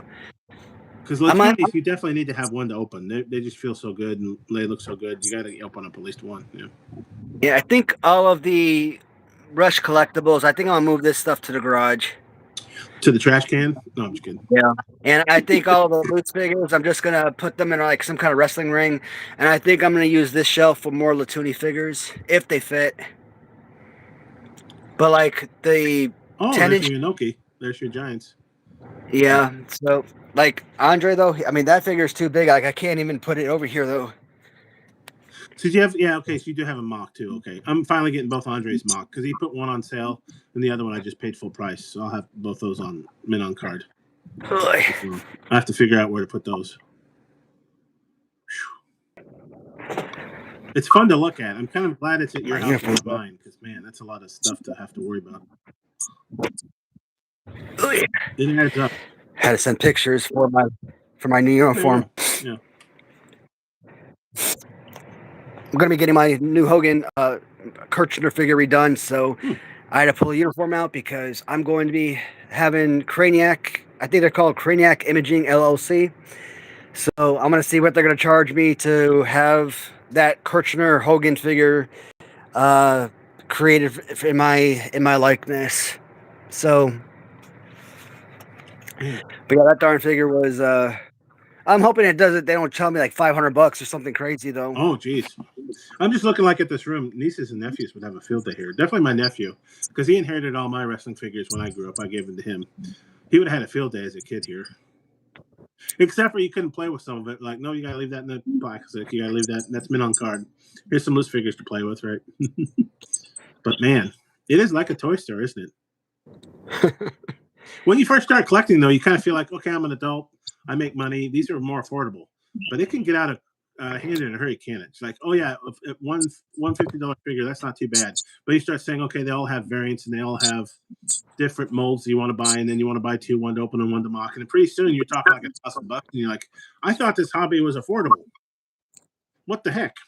It'd be cheaper if I went into like, taking drugs or something at that point.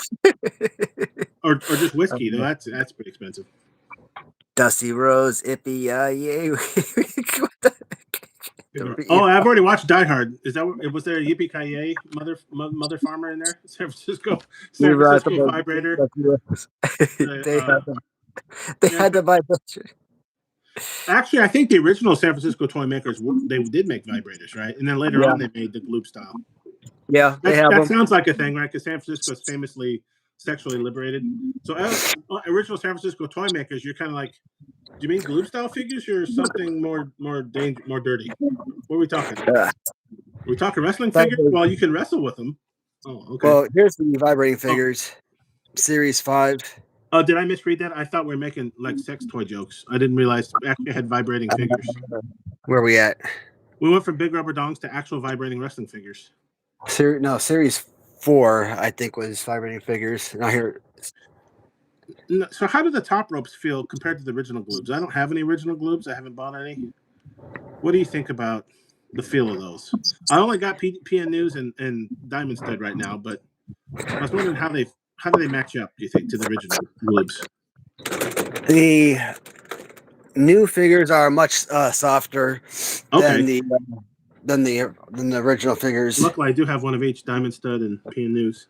Because these guys right here, I mean, there's some softness. I mean, they're still squeezable, but the Diamond Stud is really soft. It's very soft. But like when you squeeze those legs of those figures, you could feel a difference. You could tell it's a newer model, newer figure.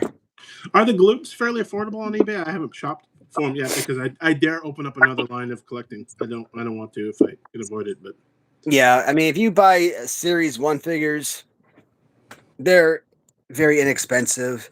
This still disturbs me. Did the Diamond Stud ever have alternate trunks where he only had 1D? Because like in your opening, and I looked at mine, the other two have 1D, and it looks like a child wrote them. That really does disturb me. This one is good. The other two have better colors, but the back trunks is just, it looks so terrible. And honestly, I'm like, do you have no quality control? Did you mean to do that? Because they look crappy. They're kind of off-putting. I'm not going to lie. I was kind of disappointed. I mean, I don't care that much. It's just a wrestling figure, and I opened it. Would I care? But it was kind of weird. Like, why is it so different? It's either 2Ds or 1D. Why did these others have 1D? I don't get it. Real figures. Push button on the vibrate. real vibrating action. San Francisco vibrator. You can see by misleading though. We talked about big rubber dongs a little bit ago, and then Corey's like San Francisco vibrator. I'm like, what are we talking? Different kind of toys? Is that a different kind of toy collection?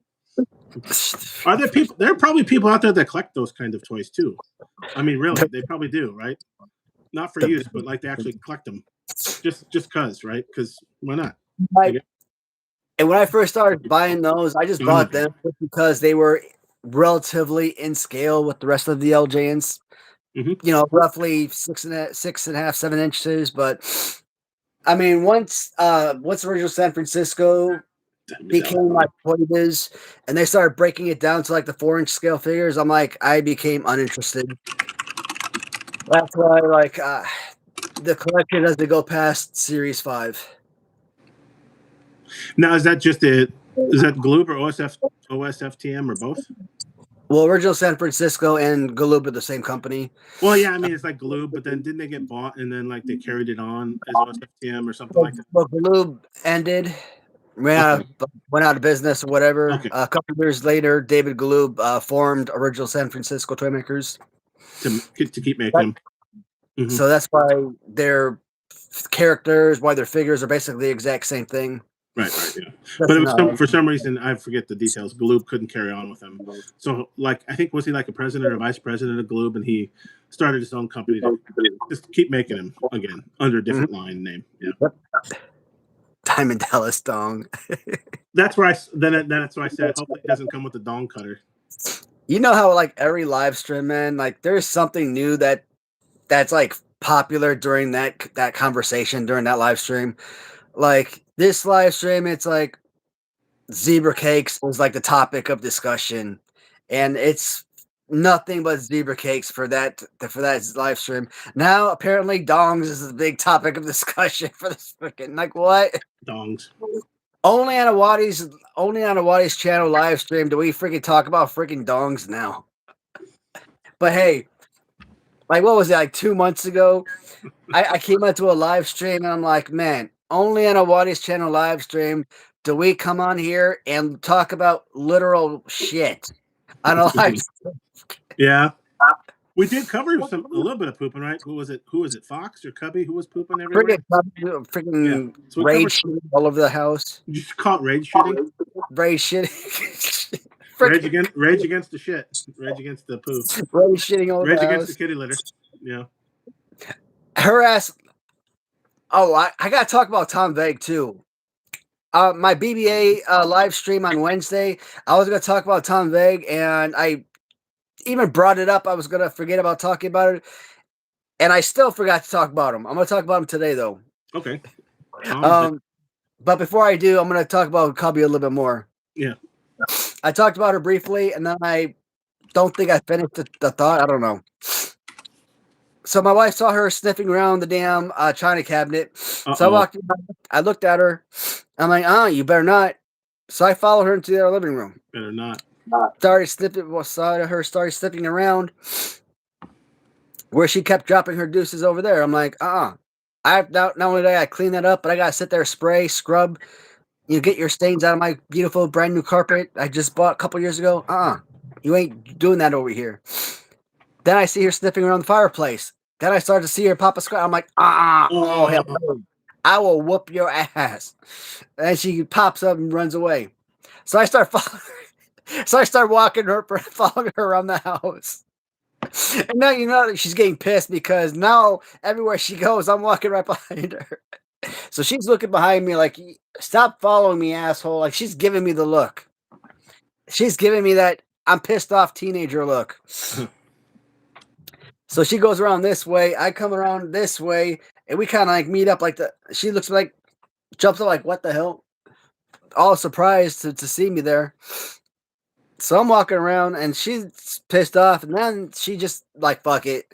I'm going to the damn litter box. Finally. So I'm like, apparently that's all I got to do. Just freaking follow her around the house until she just says, well, if I can't go here, maybe I just got to go back to the litter box again. That's funny. I wonder why she really wants to poop everywhere else but the litter box. You guys keep the litter box clean. So, yeah. We talked about it. Yeah, there's 4 litter boxes. There's 2, and there's 1 in each bathroom in the house. So that's 3 litter boxes. There's 1 in the laundry room, and there's 2 other smaller litter boxes for the kittens. And so there's 6 litter boxes in the house. Yeah, so that's not a problem. And 3 of them are the self-cleaning litter boxes. So nice. It feels like she's rebelling against something, but I don't know. It's too late to be rebelling against the little kitties. They've been there for a while now. Yeah. Right? You think she'd be good with them? So I don't miss that.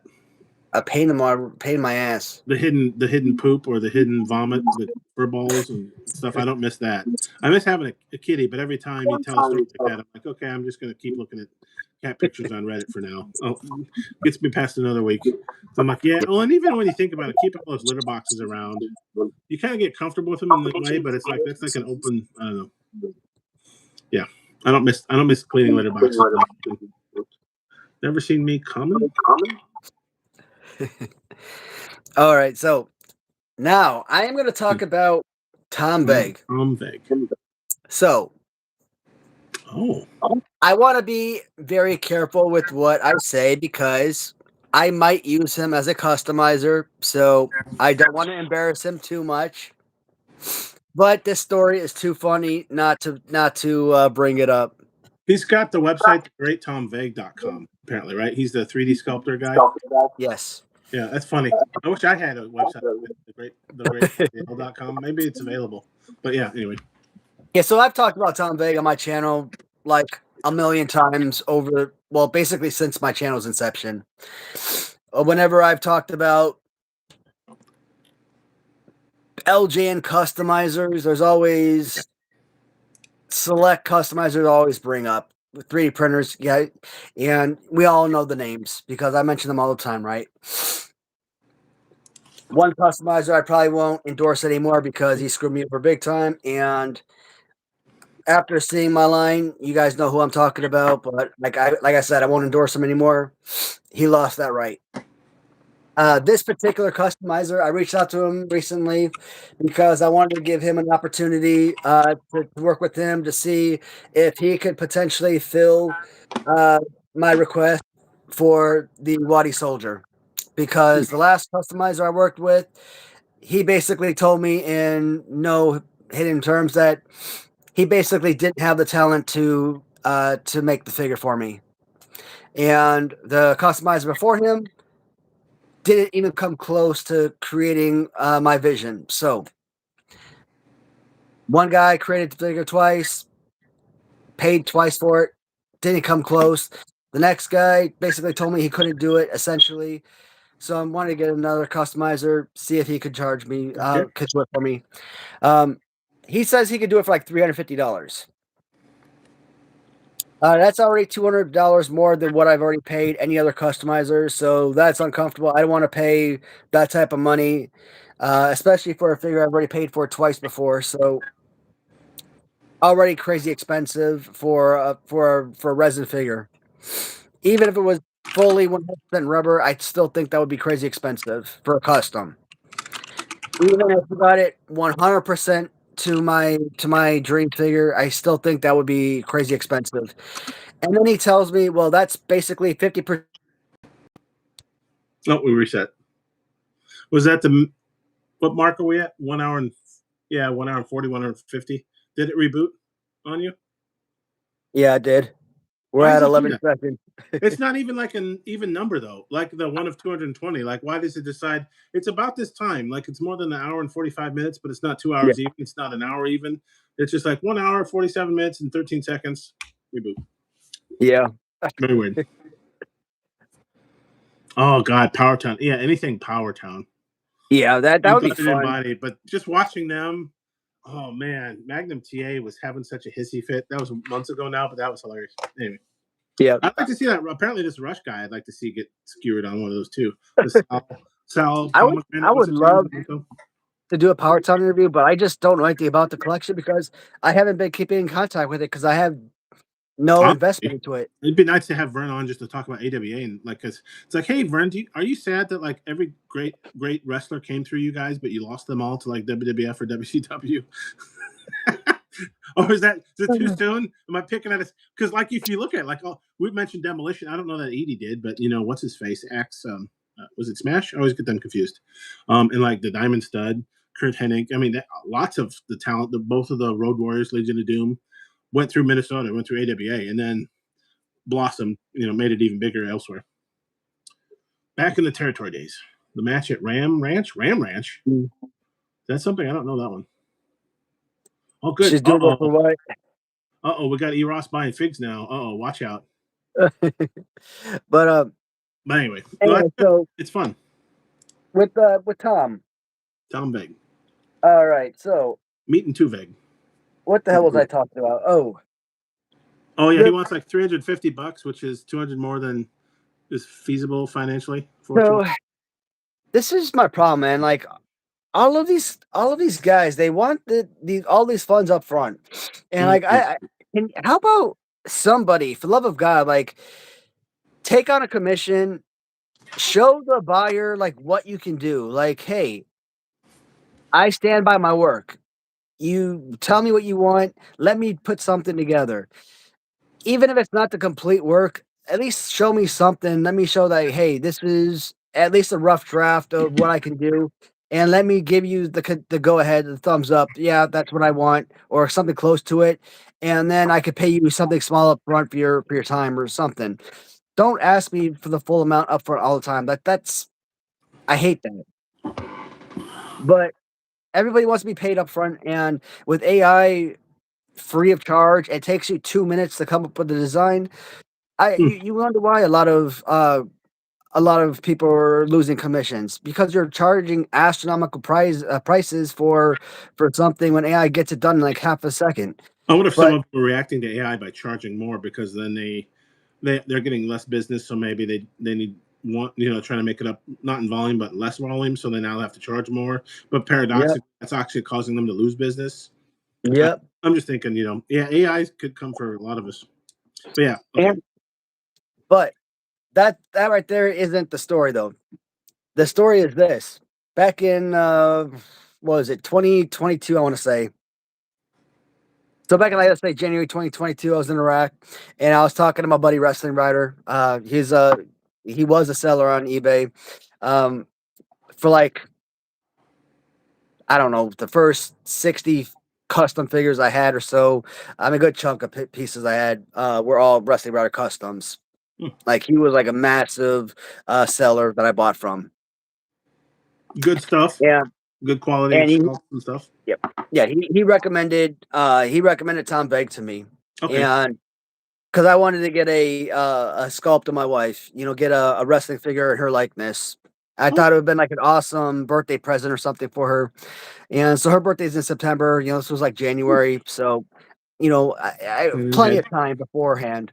Plan ahead. I thought, okay, maybe I could get like a head sculpt, take a picture of her, set a picture of her head, and maybe they could put it on like a China body or Bailey, Alexa Bliss, Okay. something like that. Somebody that's active. This this son of a gun wanted me to go out and get a full body scan of her, like send her bikini pictures and her no nude photos like that. I'm like, Yeah, yeah. yeah, motherfucker, that's exactly what I'm gonna do. I'm gonna send some stranger I don't know full on naked Wait, pictures of my wife. Tom asks for that?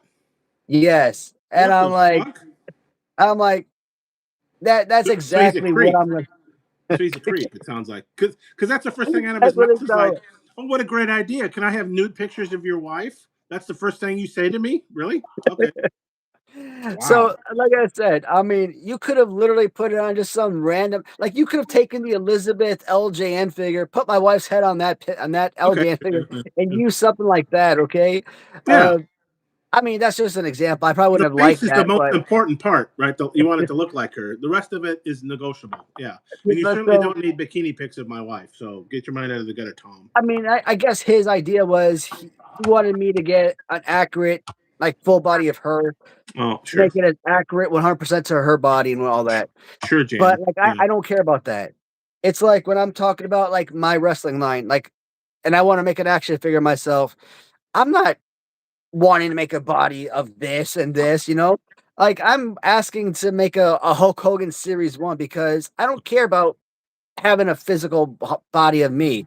I just want something that's toyetic, something that's bleeding with the original LJN figures, right? So, But I even don't if you care want how to do the a full body of your wife, the first question isn't, "Can I have bikini photos of your wife?" I Even don't so, like that's creepy, right? Even if he wants to, even if he's trying to be smart and be like, "Well, you want it to look like her, so do you have any photos of her? I don't know what you really like to maybe a wedding or prom or whatever. She dressed in a nice dress, whatever." But no, bikini photos is the first thing you say. Yeah, okay, sure, Jan. so, like I said, I just thought he was gonna, like, look at like professional wrestlers, like look at Yeah, like Charlotte Flair or like it's a really weird smell. Asuke or someone like that, like somebody that's in wrestling and just like go off of their sculpt or something. It's almost like those I don't know. caricatures, when they write the caricature photo of you, the Mhm. guys and gals that can in like 5 minutes quickly do a caricature. The important part is the face. The rest of it's very cartoony, or maybe toyetic's a good word for it for a wrestling figure. You don't care that much. It doesn't have to be as matching, the you or your wife, right? You want the face to match. That's Yeah, the that's why you're talking to him, because he's a master sculptor or whatever, right? You want to get the yeah. face looking good. So when It's when not- Eric when he wrestling writer when he recommended him to me, and that was like the thing. I'm like, I got back to Eric and I'm like I don't want to say I was pissed, but like I was more annoyed. Like, you really, this is the guy that you recommended to get a commission from. Sounds a little weird. So like that kind of bothered me, like creepy. And the only reason I'm going through him, or even try to go through him about this soldier figure today, is because, like I said, there's only so many customizers out there today, Mm. and I have to go through the people that I know create these things. Yeah. And when you only know of like X amount of people, your choices are limited. So, Now, did Tom uh, ask for bikini pics of you then to make your soldier I figure? mean, if that's what he really needed, I mean, shoot, I'm pretty sure I can, I want to be roll honest. I myself want to up. get the figure to look just like you. So I'm going to send you about 10 cameras. Can you set them up across your house strategically in your bathroom and here and there? Right. I'm pretty sure I could roll myself up in a bear rug or something and take some really nice photos. Did you see? I don't know what wrestler did it, but I guess Shawn Michaels had that Playgirl with the wrestling, right? The title covering his Uh, dong. And I guess some lady wrestler just recently did a similar, trying to reenact it kind of thing. So you could take that uh, photo, like I want the naked on a bearskin rung Waddy figure. But yeah, first thing out of his mouth, bikini pigs. I was looking at this quote from Corey About about what I. the interview with Net. Oh, okay. Not Double not interview. quite what I not quite what I was talking about, but Yeah, what was he saying, Matt? Get your mind out of the gutter. Did I miss something? My mind's been in the gutter this whole time, so I don't well, know. he was talking about the interview with Vern Gagne, Oh, and okay, Vern.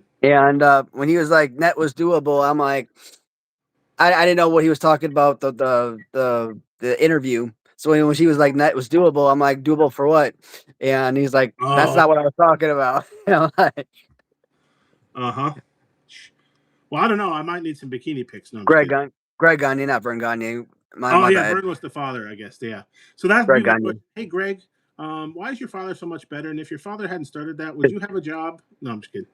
Trying to piss Greg off. Yeah, Vern. Got some stones.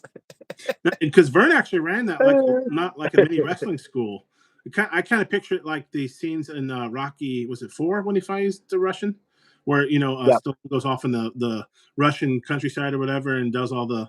I picture that as Vern's wrestling school, because they literally would be out in like the cold Minnesota air, right, wrestling in a barn or whatever.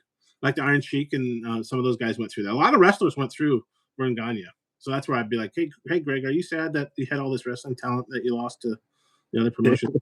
Were you angry when Hogan Yeah. no showed? Wasn't it like a Christmas show or something because Vince paid him more money to not go or something?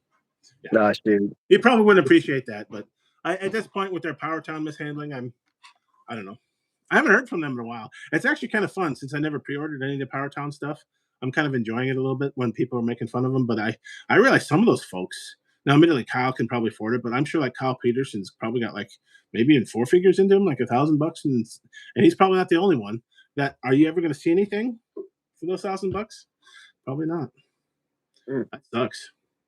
Kyle, he did a not an interview, but he did like he watched their interview and he did like a little Yeah, recap of the interview. that And was fun to watch because I actually watched that during the day while I yeah, was at work.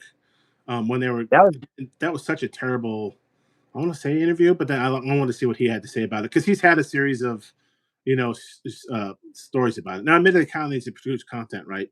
Everybody tunes into Kyle for the unboxings and stuff, and for him, I wonder if action figure collecting is no fun anymore. He seems to kind of enjoy it, but still, he really puts out a lot of videos, but you kind of expect it now because he's got a Patreon and a YouTube. Right? He has to put out more and more videos to satiate his consumers. But um, it was still kind of fun to watch him take down Power Town at times because he also Yep. has a kind of annoying because I kind of sense that he's from the food industry. So that's probably enough insider knowledge that he can kind of tell certain other things that maybe you or I can't. How things are done, even though it's food. He's a food based guy. Very similar problems though. I think he worked his way up from grocery store management to now like craft or one of those. I think he probably is. I mean, have you seen like his weekly purchases? I mean, it's a ridiculous amount of figures. Now, admittedly, he might get them for free or discounts, but I assume he's monetized his YouTube and Patreon and stuff. He's probably doing okay. But still, he works a lot. He works a lot of hours. It sounds like because his main job is a 40+ hour job. It sounded to me, unless he could be lying. I don't know. I don't have no reason to think he's lying. I just think he kind of likes this stuff. But I would think I would be, I don't know, bored of it after a while. I'd be like, okay, that's enough figures. But he collects more. Like I've tried to make a conscious decision that I'm really still only wrestling figures. He collects like all kinds of figures. Like he doesn't stop at just wrestling. I humble you. Hey, what's going on, Air? Shout out to Air. Oh, that's a good one, Air. We got Fly and we got Air. I just knocked over my space heater. Hold on a second. I got a new tiltable space heater that I knocked over. Don't want to do that. That'll be a fire. But yeah, Power Town. And Talking about space heaters, man. Like I'm still, I think I brought it up like maybe a week or two ago. I'm still getting people reaching out to me on Facebook freaking Marketplace asking me about a darn space heater that I'm selling. You got one for sale? Yeah. I mean, I have it up for sale for like $15. It's a brand new space heater. Damn thing sells on Amazon for like 30 or $40, and I got a brand new one for $15 I'm selling. And I hate every time you're selling something, I always get the same message. Is it available? I was just going to say that. Is it available? No, I like to put things out that I don't have for sale just to fuck with people. And I'm like, at this point, do I even want to respond to those messages anymore? Mm-hmm. Like, and then it's like, you respond to the messages. Yes, it's available. I'm in this location, or you leave whatever pertinent information you want to leave, but it's like why respond anymore? Because maybe they'll respond a little bit, and then that's it. You're ghosted. You don't get a response anymore. Yeah. So this is on eBay. This is like on eBay, right? Facebook Marketplace. Oh well, yeah, that's the go-to on Facebook. Okay, so maybe that's a little different. I never bought from Facebook, but I've never thought about a product not being available. If you bid on it, they'll tell you, "Oh, sorry, I sold it." Oh, okay. It's just a space heater. It's not like it's a space heater signed by Andre the Giant or something. Like, yeah. If it's not for sale, then move on and buy the next space heater. Right? It's not a big deal. There's a lot of stuff that I put up on. I put up on Mercari. I put it up on Facebook Marketplace. I put it up on eBay. If it sells on one platform, I'll delete it from the other platforms. Yeah, you're casting a wide net trying to sell it, right? Yeah, you want to sell it anywhere you can. Yeah. If I have multiple items and I sell it on one platform, then I'll keep it up on the other platforms, obviously. But usually I'll have only one, and I'll sell it one place. I'll delete from the others. But like a space heater, Facebook though, that's like a stereotype. And why is it that's the default first question? Just make an offer, and then the person will tell you, "Oh, sorry, I sold it." Okay. Yeah. Like, why do I have to ask? Why am I wasting time asking if it's available? I just assume it is because it's still up there. Because people can quickly on their phone remove it. So I would assume something's not on there for weeks and months if it's already been sold. If it's still there, it's probably available. And if I missed it, then I missed it. Maybe it was sold earlier today. Oh well. And when I sell something, I immediately go on there and I mark as sold. So yeah, it's not like I leave it up there. It's so funny that's the first question. Is it available? I think at this point, I'm going to start, when people ask me, do you deliver? I think I'm going to start saying yes. And I'm going to start putting, depending on your location, I charge, this amount of delivery fee, maybe $5 or something. And, hey, maybe that's a better way for me to earn even more profit on a sale. So, and if they're like, hey, if they're like a 10-minute drive and I can earn an extra $5 for delivering it, hey, that's not too bad for me. You need to be like Pro Wrestling Tees, though. Sure, I deliver. It'll be what, $40 shipping and handling or whatever they charge. That's why I hope they don't have any more BRG pre-orders through there. I felt bad. I pre-ordered the BRGs from them, and then the O-rings that I got from because Pro Wrestling Teens and Shop AEW are the same company, and they both charge an arm and a leg, and maybe my firstborn for shipping and handling. And I Yeah. really irks me in this day and age. Amazon has really, ruined it for people that you just kind of expect free shipping, especially if you're spending over $100.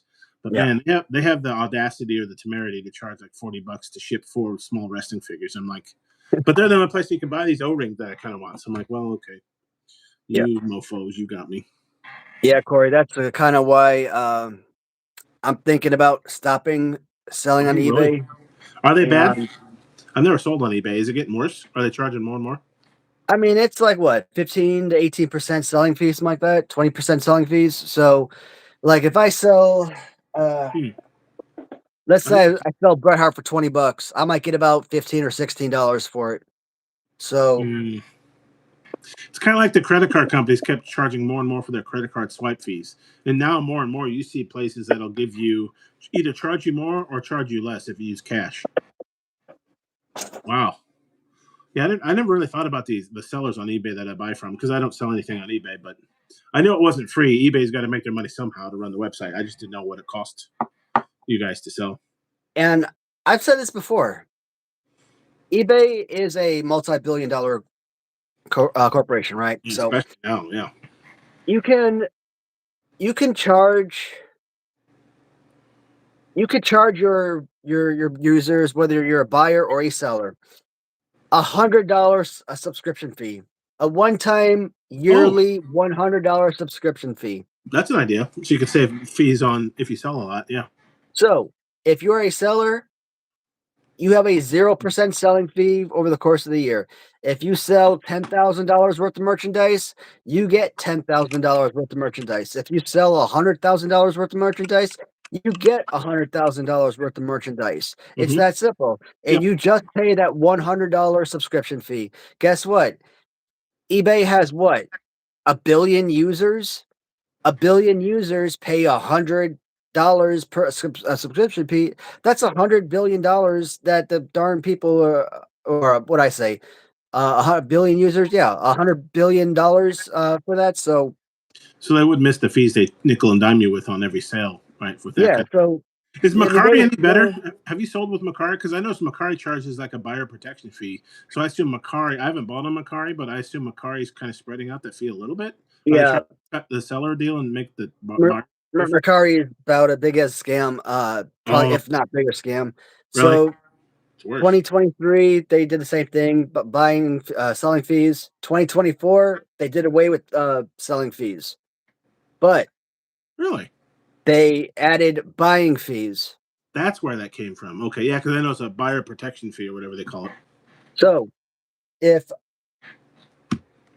I sold this for $100 as a seller, I got $100. But if you as a buyer bought this for $100, maybe you paid $5, let's say taxes, It's not. $105, let's Yeah. say $5 shipping, $110. Instead of paying $110, you're now paying a buying fee of $10. Mm-hmm. So instead of me as a seller paying as a $10 selling fee and then me getting $90 for it, you're paying a $10 buying fee. So you're now paying $120 for it. Other than the So shop paying the fee, most of the things I looked at, the fee wasn't too bad. I just was kind of confused by it because like eBay doesn't charge you for it, so it's a yeah, little different model. Does that hurt your sales? Because for you, it sounds like as a seller, that sounds like a good deal. If the buyer yeah, and if the buyer pays for it, but in 2024, apparently for Mercari, buying went down significantly. So in 2025, they buyers like got rid screw of that. I don't want to pay for that fee. I'm going back to eBay or whatever. Yeah. yep. So in 2025, they got rid of so January 2025, they did away with selling fees, reinstituted selling fees, and got rid of buying fees. So They kept guess some what? of them though. Maybe it's optional now, but they knew they could still if they could milk because basically now they want to get money from both the buyer and the seller. Because every time I look at something, in fact, because I found the ultrasonic macho there too, but I think it's the same seller that's selling on eBay. And so I was going to look and do the math and see if I really want to buy it, which one would be cheaper. And on Macari, it does say, oh, buyer protection fee or whatever they call it now. So maybe it's optional, but they still know that, hey, I wonder if we can collect a fee from both parties. Wouldn't that be sweet? As the Yeah. middleman. I've yet to buy on Macari. I've bought on eBay, of course, and a few times on Whatnot, but I've never bought on Macari. Yeah, Ross is absolutely right. Oh, Customer really? service, you you can't get anything through Macari. Like, I don't even know how to reach out to Macari. Hmm. Like, there's no phone number to call, and by Yeah. going through their customer service link, I mean, it takes like 2 days to get a response. I mean, it's atrocious. Hmm. You'd be better It's luck like trying to get your money at PNC, probably, huh? it's an act of God to try and reach a customer service representative through Macari. So at one point, I was actually making more sales on Macari than I was on eBay, and it was actually my preferred platform to sell on. And Oh, okay. now I haven't made hardly any sales on Macari, probably all through 2025, barely ever. Like, I don't make any sales on Macari anymore. Is there Once in a anybody blue else? moon, but So you got eBay and Macari. Are there any other competitors? That's what you really need, right? To kind of temper eBay's greedy ambitions. You need like competition. I created Poshmark, I think last year, maybe 2 years ago, because Kirk told me about it. What's it called? And Poshmark. Poshmark. It's another auction type site. Yeah, well, not an auction. It's just a Just buy it now. clothing thing. Yeah, Oh, like I just try to clothing. sell all my wife's clothes on there and a few of Yeah, my own. And I've had Poshmark. it up like a year, 2 years, and I haven't sold a single item. So I don't know how that's supposed to be better. They were So founded in 2011, so they've been around this time, and I've never heard of them. They've been around for like 14 years. Poshmark. Huh. Yeah, I don't have any clothes to buy or sell. But I keep looking at the sales at like WWE Shop. They have like a pretty sweet like a Hulkamaniac in yellow T-shirt. I keep looking at, but yep. I've yet to buy just for giggles. With him passing away, it kind of got me nostalgic. I'm like, yeah, I don't have any of my stuff when I was a kid. I was a Hulkamaniac. I thought maybe I'll buy one as an adult, but I've yet to buy one. What is the wife sending me? Wife is sending me stuff. Is Anything this her good? way? No, I think it's her way of telling me she wants to be upstairs. We'll tell her to turn on Tom Vegg's camera so we can see what's going on. I You can see mean, comedians, they shit, do callbacks. See how you work the callbacks into your stand-up set? Peanut butter and jelly sandwich. Oh, speaking of zebra cakes, I bought some. What are they called? The Nutter Butters, Nutter Buddies. What are the Little Debbie versions? yeah, the Nutter Peanut Butter, butter yeah, wafers. Is that yeah, did they call them that? Nutter Yeah, Butter, I bought some of those, and then I think large, some Swiss cake rolls this week at the yeah. grocery store. I feel bad. I got the eggnog, and I'm like, it would be kind of neat to have something with it. So I got some Little Debbie's, not zebra cakes. I wanted to try something different. Yeah. I was surprised last time I did try zebra cakes. I just kind of assumed they would suck. They were actually still pretty good. I figured nowadays most of those foods are mass produced and they're not good quality anymore, but they were actually surprisingly good. Oh yeah, so Series 2 LJN. I haven't heard yet. I'd Have you? say March. I think, aren't they? I think Series 2 comes out like March. Do we know for sure? Was it Ultimate Warrior in there? And then King Kong Bundy, Bunda. Jesse Ventura, and Any new? Probably somebody modern. who was No, who's the fourth one? no Punk Not yet. Somebody no, modern, maybe. yeah, Yeah, they like to Jesse do that. Ventura, Bundy, Warrior, and That is an interesting mix. I'm trying to do the yeah, Stone Cold. yeah, that's right. Goddamn, Modern-ish, that but stupid nobody new. arms up. I should remember that. Yeah, I just saw a picture. Yeah, Stone Cold Jesse. I wonder why Jesse the Body Ventura. Why is him and King Kong Bundy making such a comeback right now? And especially since they're all using the exact same poses for all They these are. figures. Yeah, that's the same three. That's the Ultimate Warrior LGN, the King Kong Bundy, even with the same weird face. That's not really King Kong Bundy. They even have the same face. And then Jesse with the arm out pose. Yep. Yeah. I mean, I like Bundy. I just wish they would have taken the arms down like so. Just Yeah. flipped it. Flipped it up. Even if they put the arms up, I would have been even better with that. I think they're trying to be true to the original line. Hopefully this keeps going though. Maybe they issue some of the original ones to scratch that nostalgia itch. But then, I mean, at $25 a pop, I want all the variants you can, different poses for all of the figures and stuff. Why not? Mm-hmm. And it's Ventura got a Mattel, so mention they got the too. money to make this stuff.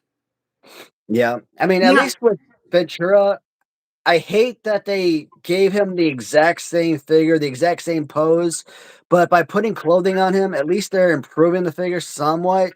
Okay. So at least they're making him a different figure in that respect. Yeah, because honestly, But by the time I think I ever had a Ventura LJN, he wasn't wrestling anymore.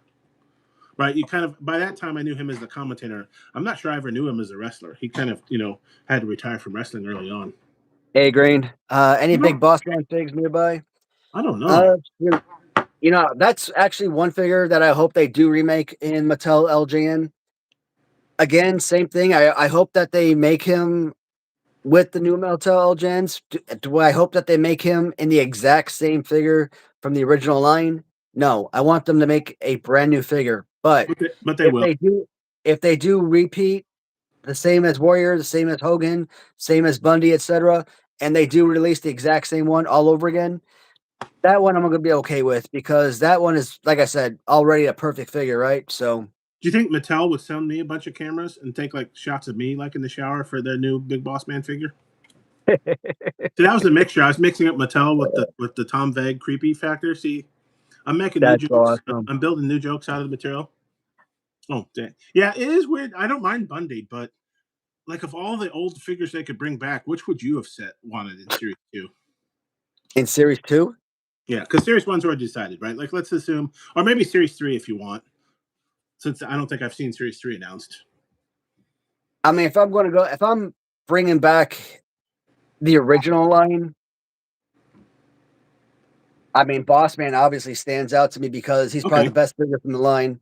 Kamala, Okay. because he's one of the figures that, again, personal favorite. Big John Stud, because he's a personal Ooh, favorite. nice. And what's your And I assume a series of 4, maybe? We limited to 4? yeah, that I would also probably go with probably something like maybe Bret Hart. Well, Oh, no, because I'd probably hold off on Bret Hart because I'd want him to be with Jim Neidhart. Corey, So no, Corey's got it. Gorilla Monsoon, something they never released. He's having a reconnaissance right now. Brian Solomon's book's out. I've been reading more and more and watching more and more. Gorilla Monsoon figure would be fantastic. Yeah, yeah, I'm down with Gorilla Monsoon. Maybe not Series 3, but that's definitely a glaring. I have one of the Gorilla Monsoon. I think it was a Mattel Creations figure. It was like a 4-pack that I got when it was on sale a couple months ago, which I kind of adored. I'm like, wow, I got a Gorilla Monsoon figure now. but That would be great. would you have an entire would you have an entire series where it was nothing but like managers and like commentators, or would you split it up where it's like just one manager, one commentator per series? So if you got Gorilla Monsoon, this scratches both of those. Bobby Heenan, because those two together, I didn't appreciate it at the time, but now that I've been rewatching it, both on my own and part of the OVP podcast I watch, Bobby Heenan and Gorilla Monsoon really loved each other. It's amazing to see them commentate, or was it Saturday, was it Superstars or whatever their weekly shows were. And of course, Bobby Heenan you could use as a wrestler or as a commentator. And Bobby Heenan is one of those guys. And as a kid, I was definitely, Hulk Hogan good, Bobby Heenan and the rest of the people bad. But now that you read about him and learn about him, Bobby Heenan was probably, well, I mean, Gorilla Monsoon clearly is very important. There's a whole position named after him. The gorilla position is named after Gorilla Monsoon, and how important he was, because we kind of take it for granted, even if you don't like current modern wrestling, AEW and WWF. Yeah, that's too much flippy, too much cooperation, but they look great, right? The production values are great. That they had to invent on their own, and a big deal of that was Gorilla Monsoon. And what he did at the gorilla position. But anyway, Bobby Heenan, reading about him, he started as a wrestler back in the day from Yeah, Chicago, Illinois, of all places. I think he grew up in Indianapolis, but he was born in Illinois. But he was never the big guy. He didn't work out per se, but he loved wrestling from as a kid. I think he got his start as either as a photographer. A lot of them do, like your Cornettes and stuff, and Paul Heyman, but or putting rings together. But he got a start, and he was very good at bumps, and he was super athletic considering what he looked like. And then of course he went into managing and heel work, and his heel work is fantastic. And he was smart and quick and all that stuff. But they talk about some of the bumps he would take even as a manager. He worked better than any wrestler. You hear from most people that he worked better than any wrestler or other manager like in WWE history. And that's even if you don't even discount his mic work, his promotional skills, his heel work, all the other stuff he did. Just taking bumps in the ring was better than everyone.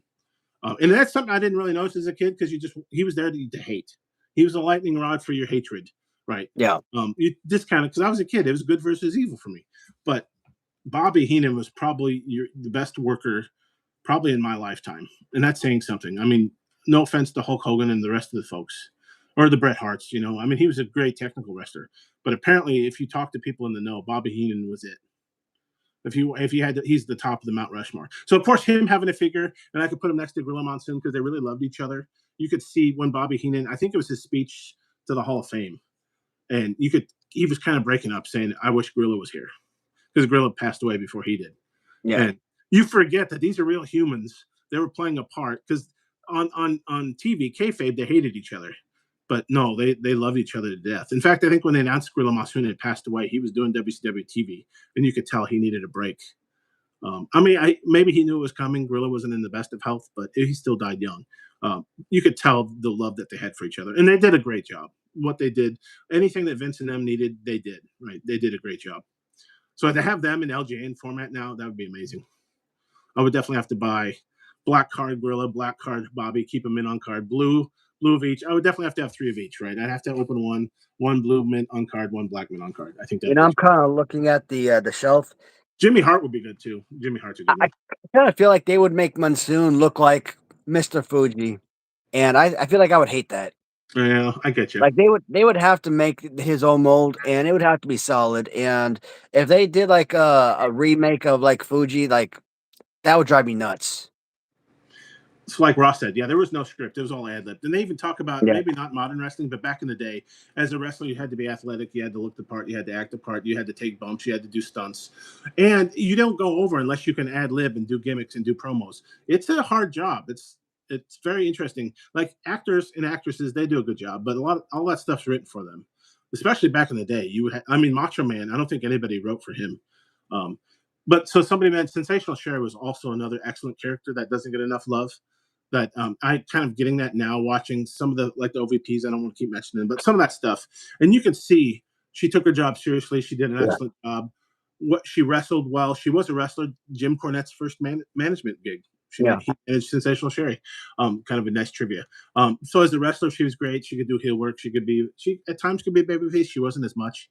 And then when she became a manager for, how much talent, the Harlem Heat, Shawn Michaels. For the longest time, it was her singing Shawn Michaels' entrance theme, right, until the WWE and her parted ways. As a wrestling manager, she took a lot of bumps, but there's also some stuff you don't necessarily pick up on as a kid, but I pick up on now that she did. That was just tremendous. But unfortunately, wrestling took her early as well. Wrestling and drugs, I think, Sherry from us. But, as a kid, I'm like, oh, no, I hate her. Oh, Sensational Sherry. She's a bastard. But then you grow up and you learn about how tremendous she really was. You just don't realize how great she did her job exactly how they needed her to do. Well, actually, more than that. Her and your Heenans and some of those guys, they did above and beyond work. Jimmy the Hart's another one. How good a friend that she really was to both Elizabeth and Macho Man in real life too. That was pretty incredible. Mm-hmm. Like I didn't even realize how close they were in real life, and I thought that was always really insane. And we probably need a modern. They seem to like to always throw a modern figure. If you had to throw a modern figure into that Series 3 LGN, who would you do? Maybe somebody who's still wrestling. Maybe I'm going to say Punk because I'm a Punk stan, but that's probably not it. Maybe they need like a younger guy. That's what so irks me. Also, I get the formula. They want here's some nostalgic picks for LGN, and then Logan fucking Paul. Really? That's your modern wrestler you're going to throw in there? Logan Paul of all the people. That irks me to no end. But maybe Cody Rhodes, I guess. I don't know. Who's the guy with the white face paint? And he came out in AEW with Cody Rhodes. Is it Darby Allin? Is that his name? Okay, he's still in AEW. He does the skateboarding. He does lots of stunts. I just like the face paint. So I like characters like that. They have an LJN style of Darby Allin. Yeah, I have it. I've got that one. It's those versions are harder than LJN, but I think I have. How many did they release? They've got the Darby Allin. The first one I got was CM Punk because I'm a Punk stan. We've established that. I got Punk. I got Allin. I got both Cody Rhodes, and then I eventually, even though I don't like the Young Bucks, I went back and got the Young Bucks, even though a different company made them. Yeah.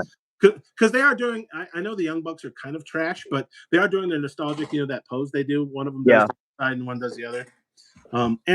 Actually, it's a different company, so the rubber feels a little bit softer. Even though I don't like the Young Bucks, their figures feel better to me than the other ones. But anything LGN close. I would just like, it'd be late at night. Instead of sleeping, I'd check eBay. And I'm like, oh, that's a pretty good price. Maybe I should buy the Darby Allin or the Cody Rhodes or the Young Bucks. And pretty much I make an offer and I win it. I'm like, oh, okay, I guess I'm getting that figure now. So I'm gonna jump on these two right here. Hey Got? Ross, so Berserker, I actually do want to reach out to John Nord and actually inquire as to his interest in potentially signing on with my potential business in the future, because I Really? would be super freaking interested in getting a Berserker figure. I actually did reach out to Typhoon and see if he might be interested. Guys like I would like to appear in your wrestling line, Maddie. That would be great. I sound just oh like man, him, don't I? Hello, I'm the Berserker hike. What do I say? No, I'm just kidding. I did have him on my desk though, so that is pretty good timing, huh? I ordered the other. I ordered the second KWK. It should be coming next week, but I'll have 2 Berserkers now. Though his hat doesn't stay on. I still his hat fall off every time I do it. I just lost my shit. Freaking hat. You're welcome. Well, because as soon as you said it, I'm like, I think I got the figure, and it was right behind my iPad. I'm like, yep, there he is. There he is. I just looked up and Hello, yes, I would like. Though sadly, I think I saw on Facebook he's no longer making appearances. Is that John Nord or is it somebody else? oh god, no, I seen that too on Facebook. The Berserker man. This Oh is god. a good figure. I wish his arms would go down though. Oh god. They only go out. They only go out. I wish I could move them down. I wish that they only go but out. yeah, for Corey man, but you are right, Corey man. Here's the thing. Last May, my wife and I were at the gym, and Yeah, us. I was sitting down, and I was on one of the damn benches. I was taking a break, and I was looking at one of the messages, and I reached out to Net, and I was asking her about Brian Pillman, the Galoob 2-Up. Ooh. Because it had been a long time since Ram Treasures had released any Galoob 2-Up figure, and I've been waiting on that figure for a long time to come out. And she's like, "Yeah, Brian Pillman was my brother's favorite character, so like she was excited about that figure coming out. So she was dying to make that figure." I'm like, "Awesome, when's he coming out? Like I've been waiting on this, like." And Awesome. she's Where's like, the "Yeah, figure? soon, like soon, like he was coming, right?" Do I have to quote Spaceballs? When will then be now? Yeah, pretty much. So, like I said, this was like what, May 2024, right? And oh, geez, like she basically told me like it was gonna come immediately, and I think that figure didn't come out for like what, more than a year later. Okay. And so I've been talking to my viewers about the Brian Pillman Galoob 2-Up. Like, yeah, it's coming, like in 12, 13, 14 months before that figure finally released. And yeah, when I finally got it in, I went with the UK Series 2 exclusive figure design. Oh, nice. Um, and then your toy room there? Yeah, so when I got the Series 2, this is the color scheme I got for the LJN Galoob 2-Up. But there are a lot of things I reached out to her and I've asked about possibly designing. I asked her about our wrestling line, the Maniac Right wrestling line, right? And I showed her pictures of my wrestling figure, with the soldier way back when. I even showed her pictures of the BBA figure design, and like she said that she had interest. Like this was something that might be possible. She said I even told her like, hey, if you would be interested in releasing this figure as part of your line, I would pay for the molds so you can release them. You don't have to worry about reimbursing me. Just about getting this line out to the public for our viewers, for our fans to enjoy for their collections. That would be amazing. I mean, hey, if you could reimburse me for the mold, that's great. Maybe get a figure out for me, maybe a figure out for whoever it's going to, BBA, New Age Revolution, whatever. That way that representative has their own figure. That'd be awesome. But yeah, I never heard back at all. Couple months, hit her back up again in case she forgot about it. Didn't really hear much. Reach out to Kevin Pelkey, Print Fury, let him know that, hey, I talked to Ned about this, but haven't heard anything back. He said he'd reach out to her on my behalf. Haven't heard anything. Talk to Kevin or talk to Jason, let him know about it, but he didn't. I don't know if he talked to her or not, but it didn't really seem like we heard anything. So, um, I don't know. When it comes to net, like I said before, if we weren't going overseas and we weren't going to an actual factory, I wanted to do it locally.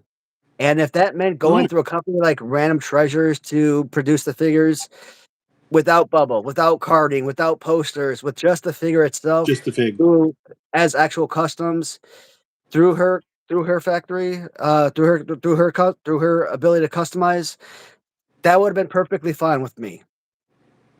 I've done a lot of business with her. I've given her a lot of shout outs. I mean, I've endorsed her for years.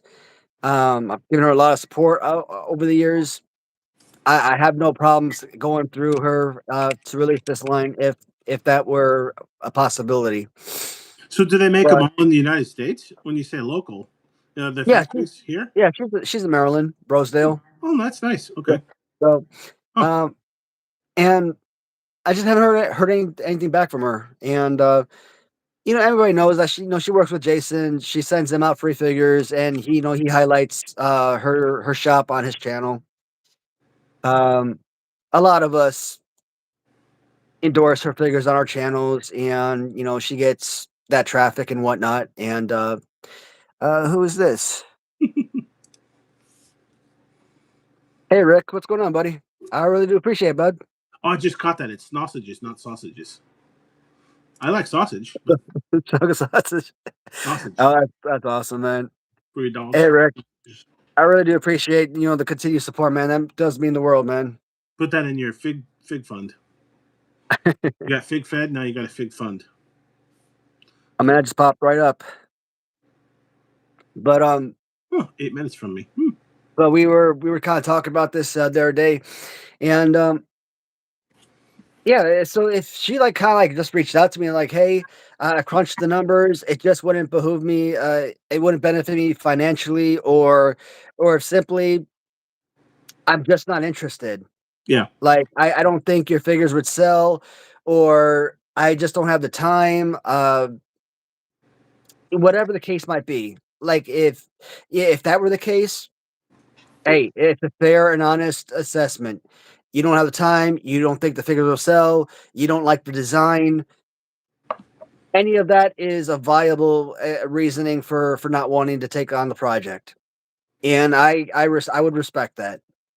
But simply not getting back in contact and just not completely ignoring someone at that right Ghosted you. there, She ghosted you. that yeah, I that right there, that's what kind of as a well, I don't want to use that as a reasoning because I think a lot of people use those as excuses. Well, I've been a buyer of your company for 20 years, and no, I don't want to be that person. But But we're all adults now. I mean, most of us are well above 20, 30, 40 years old. yeah, Ghosting is definitely something a kid would do.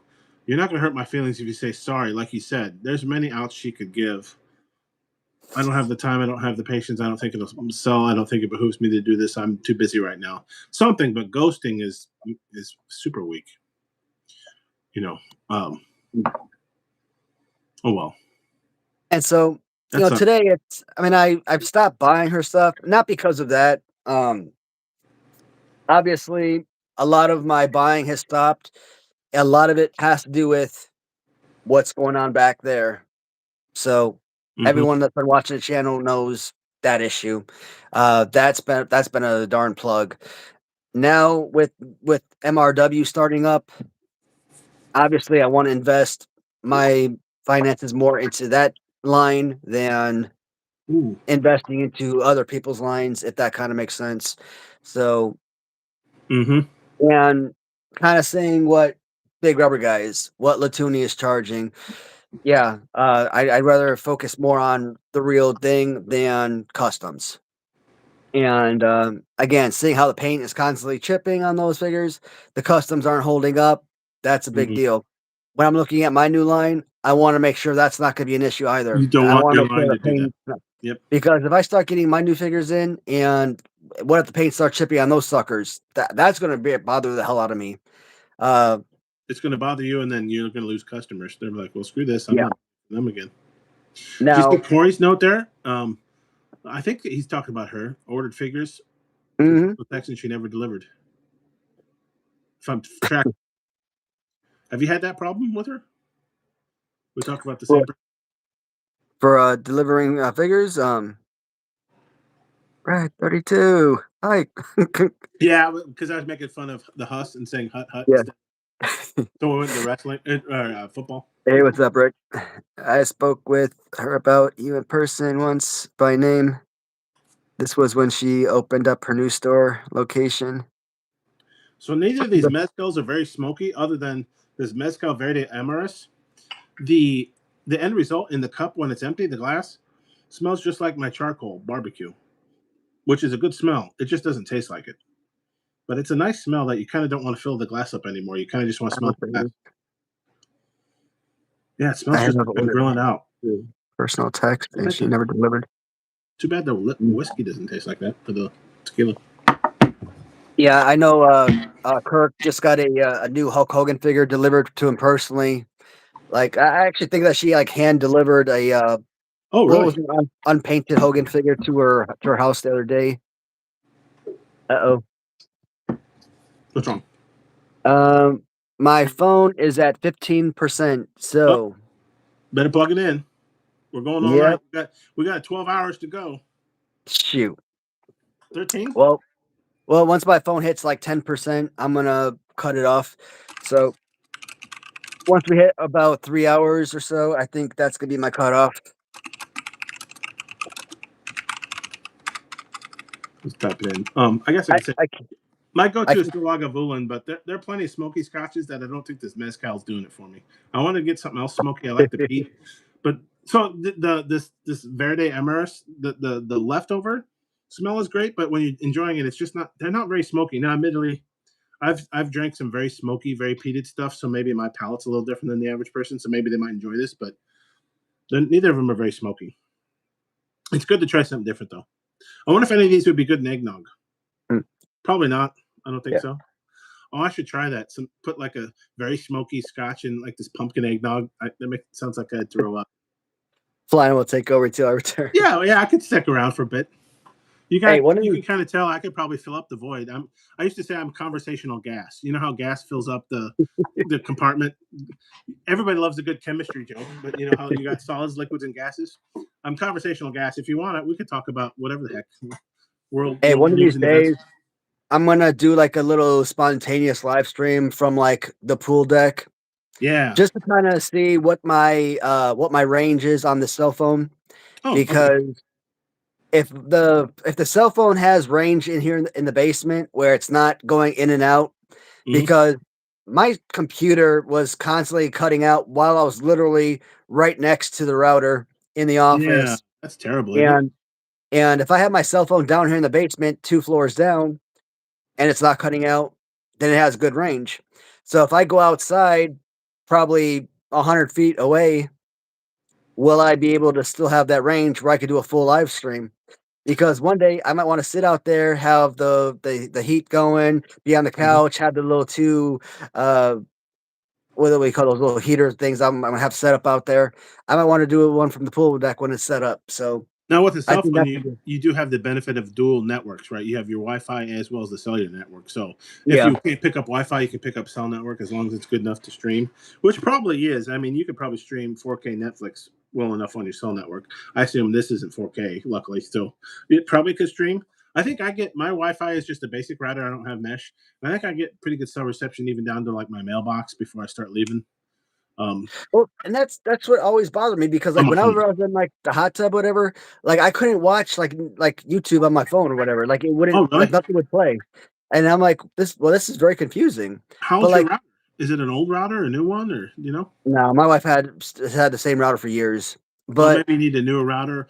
You could go mesh, but I don't know if you need one. I think mesh is probably overkill. You seen those where people buy 2 and 3 routers that all talk to each other and can spread Wi-Fi over the house? Probably most people won't need them, but I know that's all the rage. Because Yeah, my phone router isn't super but I'm fancy. like, I've Like always, $200. and I'm not good with computers, right? So Sure. this is like what always confused I me. I'm work in like, computers, so come like, stop. how do people like go to the bank or grocery store and like film cashiers, uh, live stream cashiers and make fun of them and stuff while they're out and about? Like, how are I you doing assume, that? Like, I assume the I cell can't even. network is good enough that you can do that. Yeah, So and I'm maybe like, if you do run into problems and you're doing it from your deck, turn off your Wi-Fi and just do cell only, assuming you have enough mm, data. Because sometimes gotcha. the problem I have is sometimes I'm in a bad spot in my driveway or Yeah, picking up the mail maybe because I'm doing like sometimes I'm doing multiple orders. I'm like, oh, let me order dinner while I'm out and about, and then my phone will have problems because I'm getting just enough Wi-Fi that it wants to use it first when it's terrible, and it should just switch to cell. So I'll turn off the Wi-Fi and say no, just use cell. At that point I'm too far away from Wi-Fi. Sometimes that my phone gets confused, right? It typically prioritizes Wi-Fi, I think, because everyone's Wi-Fi is pretty much unlimited. right. Not everyone's cell data is unlimited, so sometimes it gets caught, and it's like, well, I want to use Wi-Fi, but I'm getting like very very bad reception, and it can't complete, so I have to disable Wi-Fi, and then have to remember to turn it on later. Awesome, man. But Shoot. but I assume most of those are cell phone, though. I guess most places have open Wi-Fi, so maybe they're doing both. I don't know. If they're Uh, an influencer, they can probably afford unlimited data, so I'd assume they would do that if they needed it. But I don't know. I've never. kind of. So I'm trying to think, is next Saturday gonna be a drinking day? Is it a day that ends in day? Is it gonna be hey, it might be a day. I'm drinking enough for both of us. Is it gonna be a day that ends in Y? Yeah, It might be. that works too. Um, yeah. I mean, I drink normally anyways, so it's not a big deal. So like if I'm just watching a live stream, or even if nobody's live streaming that night and I'm just watching TV or whatever, I have a little bit. I always have like a listed nightcap. I should probably watch that. Um, Like one of your college parties for the day of the week that ends in Y. yeah, exactly. Well, that's where I did my first couple years in college because I was a math minor. Particularly those they would have 4 days a week instead of 5, and so for a lot of people would get annoyed because they try to schedule their college so that Thursday is the last day of the week they have classes so they can party Thursday and just sleep in Friday. But stupid me, I'd have a math class on Friday morning, or the one year I think I took AI back in the day before AI was a really big thing. It was like a topics and computer science class, and that was like a Monday, Wednesday, Friday thing. And people are like, "What are you guys doing? What are you doing that for?" I'm like, "Well, I mean, I'm a computer science and math minor. I got to take the class sometime. When it's offered, it's offered." So Thursday nights for me was not party night, but most college kids I knew tried to structure it so that end of the week is Thursday. They'd have like Monday, Wednesday classes and Tuesday, Thursday classes, and nobody wanted a Friday class. And here it seems like every semester I always had at least one. And it was always Friday morning. It was never like Friday at 2 p.m. so you could sleep in. It was always like, oh, Friday 8 a.m. Let's talk multivariable calculus. You're like, oh, son of a bitch. That But is so when the freaking class was awesome. offered, you can attack it. Like I said, literally, I think one was an AI class. It was like Monday, Wednesday, Friday. What was nice is that every semester they had a topics in computer science class and they'd rotate it. And I think I ended up taking it twice because the topics were kind of neat. But this was back before. I mean, AI was just a figment in somebody's imagination. This was like 20 years ago. But we learned about different computer languages. Prolog, and Lisp were two of them. They were very funky languages. So this is before ChatGPT was a thing. So people have been working on this stuff for years. It's kind of neat to think about. But anyway, I could just talk about calculus while you're gone if you want. I'd have to bring out my calculus book. I don't remember it all, but math is fun. Calculus. Don't let anybody tell you otherwise. Math was fun. I like math. I don't use math enough anymore. I enjoyed math. Man, I took trigonometry in junior Ooh, year, yeah. right? Sine, And cosine, tangent, all that fun stuff. and SOHCAHTOA. what's kind of funny is I didn't. Well, I had to obviously pass algebra freshman year and Yeah. geometry sophomore year, Now, but algebra is a legitimate math everyone should know. I mean, calculus you don't need to know, but algebra everyone should know. But yeah, go on. I didn't do well in either of those math classes. And junior year, they put all of these students that didn't do well at all in the same trigonometry class. And like the trigonometry teacher that we had, he was like I think he was either an English teacher or a history teacher, and in that particular year he was put in charge of teaching trigonometry. Your English teacher was put in charge of trig? Well, this particular teacher, I think he was a history teacher, but that year he was in charge of teaching trigonometry, Oh, and I went from being like a and sometimes F student in like these previous algebra / geometry, first couple years of high school student, and then all of a sudden I was a straight A student in trigonometry, which is supposed to be like super freaking tough. And Wow. I'm like, what the hell? Because it was Huh. so freaking easy. The homework assignments he gave were so freaking easy. The math test he gave, literally the answer Oh, was right there the answer was right there in the question. So so it like wasn't you because he was a couldn't, great teacher. I mean, it was like, yeah, like the questions, like, and do questions 1 through 20, or but answer only the even questions. And all of the even questions are in, or the answers are in the back of the book. So if you want the answers, go look at the back of the book and get the answers, and just do the fill it out so that you get till you get the answer. So it's not like it was difficult, right? So go figure that the most difficult math that you could get in your first 3 years, I finally did well in. But did I really do well, or is it just because they put us in the He made it too easy easy. teachers class? It's funny you say that because I think my ninth grade biology class was taught by the football coach, which I thought was kind of odd. And I remember the night before the test, he would give all the answers. You just had to write them down. Now that you mention it, I never liked biology because there wasn't enough math. Yes, I was that weird. I liked chemistry. I liked physics. Biology didn't do enough fun math, so I never really liked biology. But I liked chemistry for the math, and I really liked physics for the math. That was fun. And then I liked math. Math Talk is losing viewers. Get back to the dongs. Scott, yeah, do some Scott Steiner math. We can. Well, I was going to say, well, because it was interesting. You kind of appreciate like the volume of a cylinder. Does that approximate a rubber dong? The volume of a cylinder. Uh, When you understand calculus, the volume formula for a cylinder becomes apparent and obvious. It's kind of neat. It's because it's kind of like when you grow up, they tell you things like, "Oh, you can't take the square root of a negative number. You can't do this and that." And then as you get older and older, they're like, "Yeah, we kind of lied. We dumbed it down for a bit. You can't do this. You can't do that." And you start realizing how these things are formulated. And then to blow your mind, think about your Isaac Newtons that came up with stuff like this 300 years ago. And you're like, how did a fucking guy 300 years ago come up with calculus? Well, I mean, Isaac Newton or Leibniz, it could have been either or both at the same time. But like yeah. 200 or 300 years ago, people are thinking, how did they think of this? Einstein came up with general and special relativity, well, special then general, over 100 years ago. He thought, what if the speed of light is a constant? What happens? Oh, time dilates and length contracts and all these other funky stuff. 100 years ago. And as far as I know, he wasn't on drugs. Oh, did I What did ever he do? tell? You know what? Yeah, I it's Spider I Man. I did tell the military story about the icy hot, didn't I? That does sound familiar. I'm pretty sure you did. Did Yeah. somebody bet you? They bet you would. You applied icy hot to your nether Yeah, regions. because You applied icy hot to your Tom Vague regions. Is he going to sue me now? If I I feel like that's like a hilarious story that I retell, shared on one of my live streams, but like it didn't get any views on it, which is a damn shame because I feel like everybody and their mom would want to hear that story because it's so freaking embarrassing. But how do nobody you know what wrote my mom likes? She really loves no embarrassing stories. You should do that. nobody roasted me enough about that story, and I felt like why? Like Maybe you need I to. I should have been like ridiculed in the comments for that one, Probably should have been. but I don't think it got enough views on that video. So I'm thinking one of these live streams, I might come back and tell that story again just to get the proper attention that it deserves. Yeah, yeah.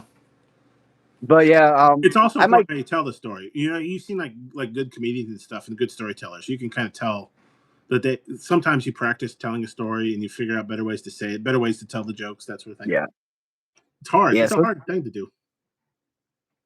I have some good military stories, not a lot, but I got a few. You want to try But I think retelling it? I've told all the good military stories that I have, though. You want to retell the icy hot story now, or you think Now I'm at 7%. I'm about to die out in like a that's plenty minute. of time in a minute? So, so I'm gonna read these last couple of it's Mings. I'm gonna read these last couple comments, guys. Give But me. I am going to end the live stream here, guys, because my phone's about to die. You think you can last 7 minutes? That'd be an even 3 hours. 6 minutes. Yeah, it ain't gonna happen. I'm at 7%, which means the phone's gonna die out within the next minute or two. That's gonna keep you up all night. What's my iPad at? Yeah, it usually Oh, dies out about 6%. My iPad's at 62%, started at 100. Though what's weird is I plugged it into my computer. You would think it would be charging, and it supposedly is, but it's not charging fast enough to keep up. Oh, I'm going black. Uh-oh. All right, guys, I'm going black now, so the stream is about to end. Once you go I just black, want to say, never go back. yeah, guys, we're about to end here, so I just want to say thank you so much for everybody for tuning in. L, thanks for another fun live stream, bud. As always, Thank you. Thanks for having me. So we're about to end, guys. So I was just saying thank you for tuning in, and I will talk to everybody on Monday with the next live stream. Thanks for tuning in, everybody. I'll talk to y'all soon. Take care, everyone. It's vibrating.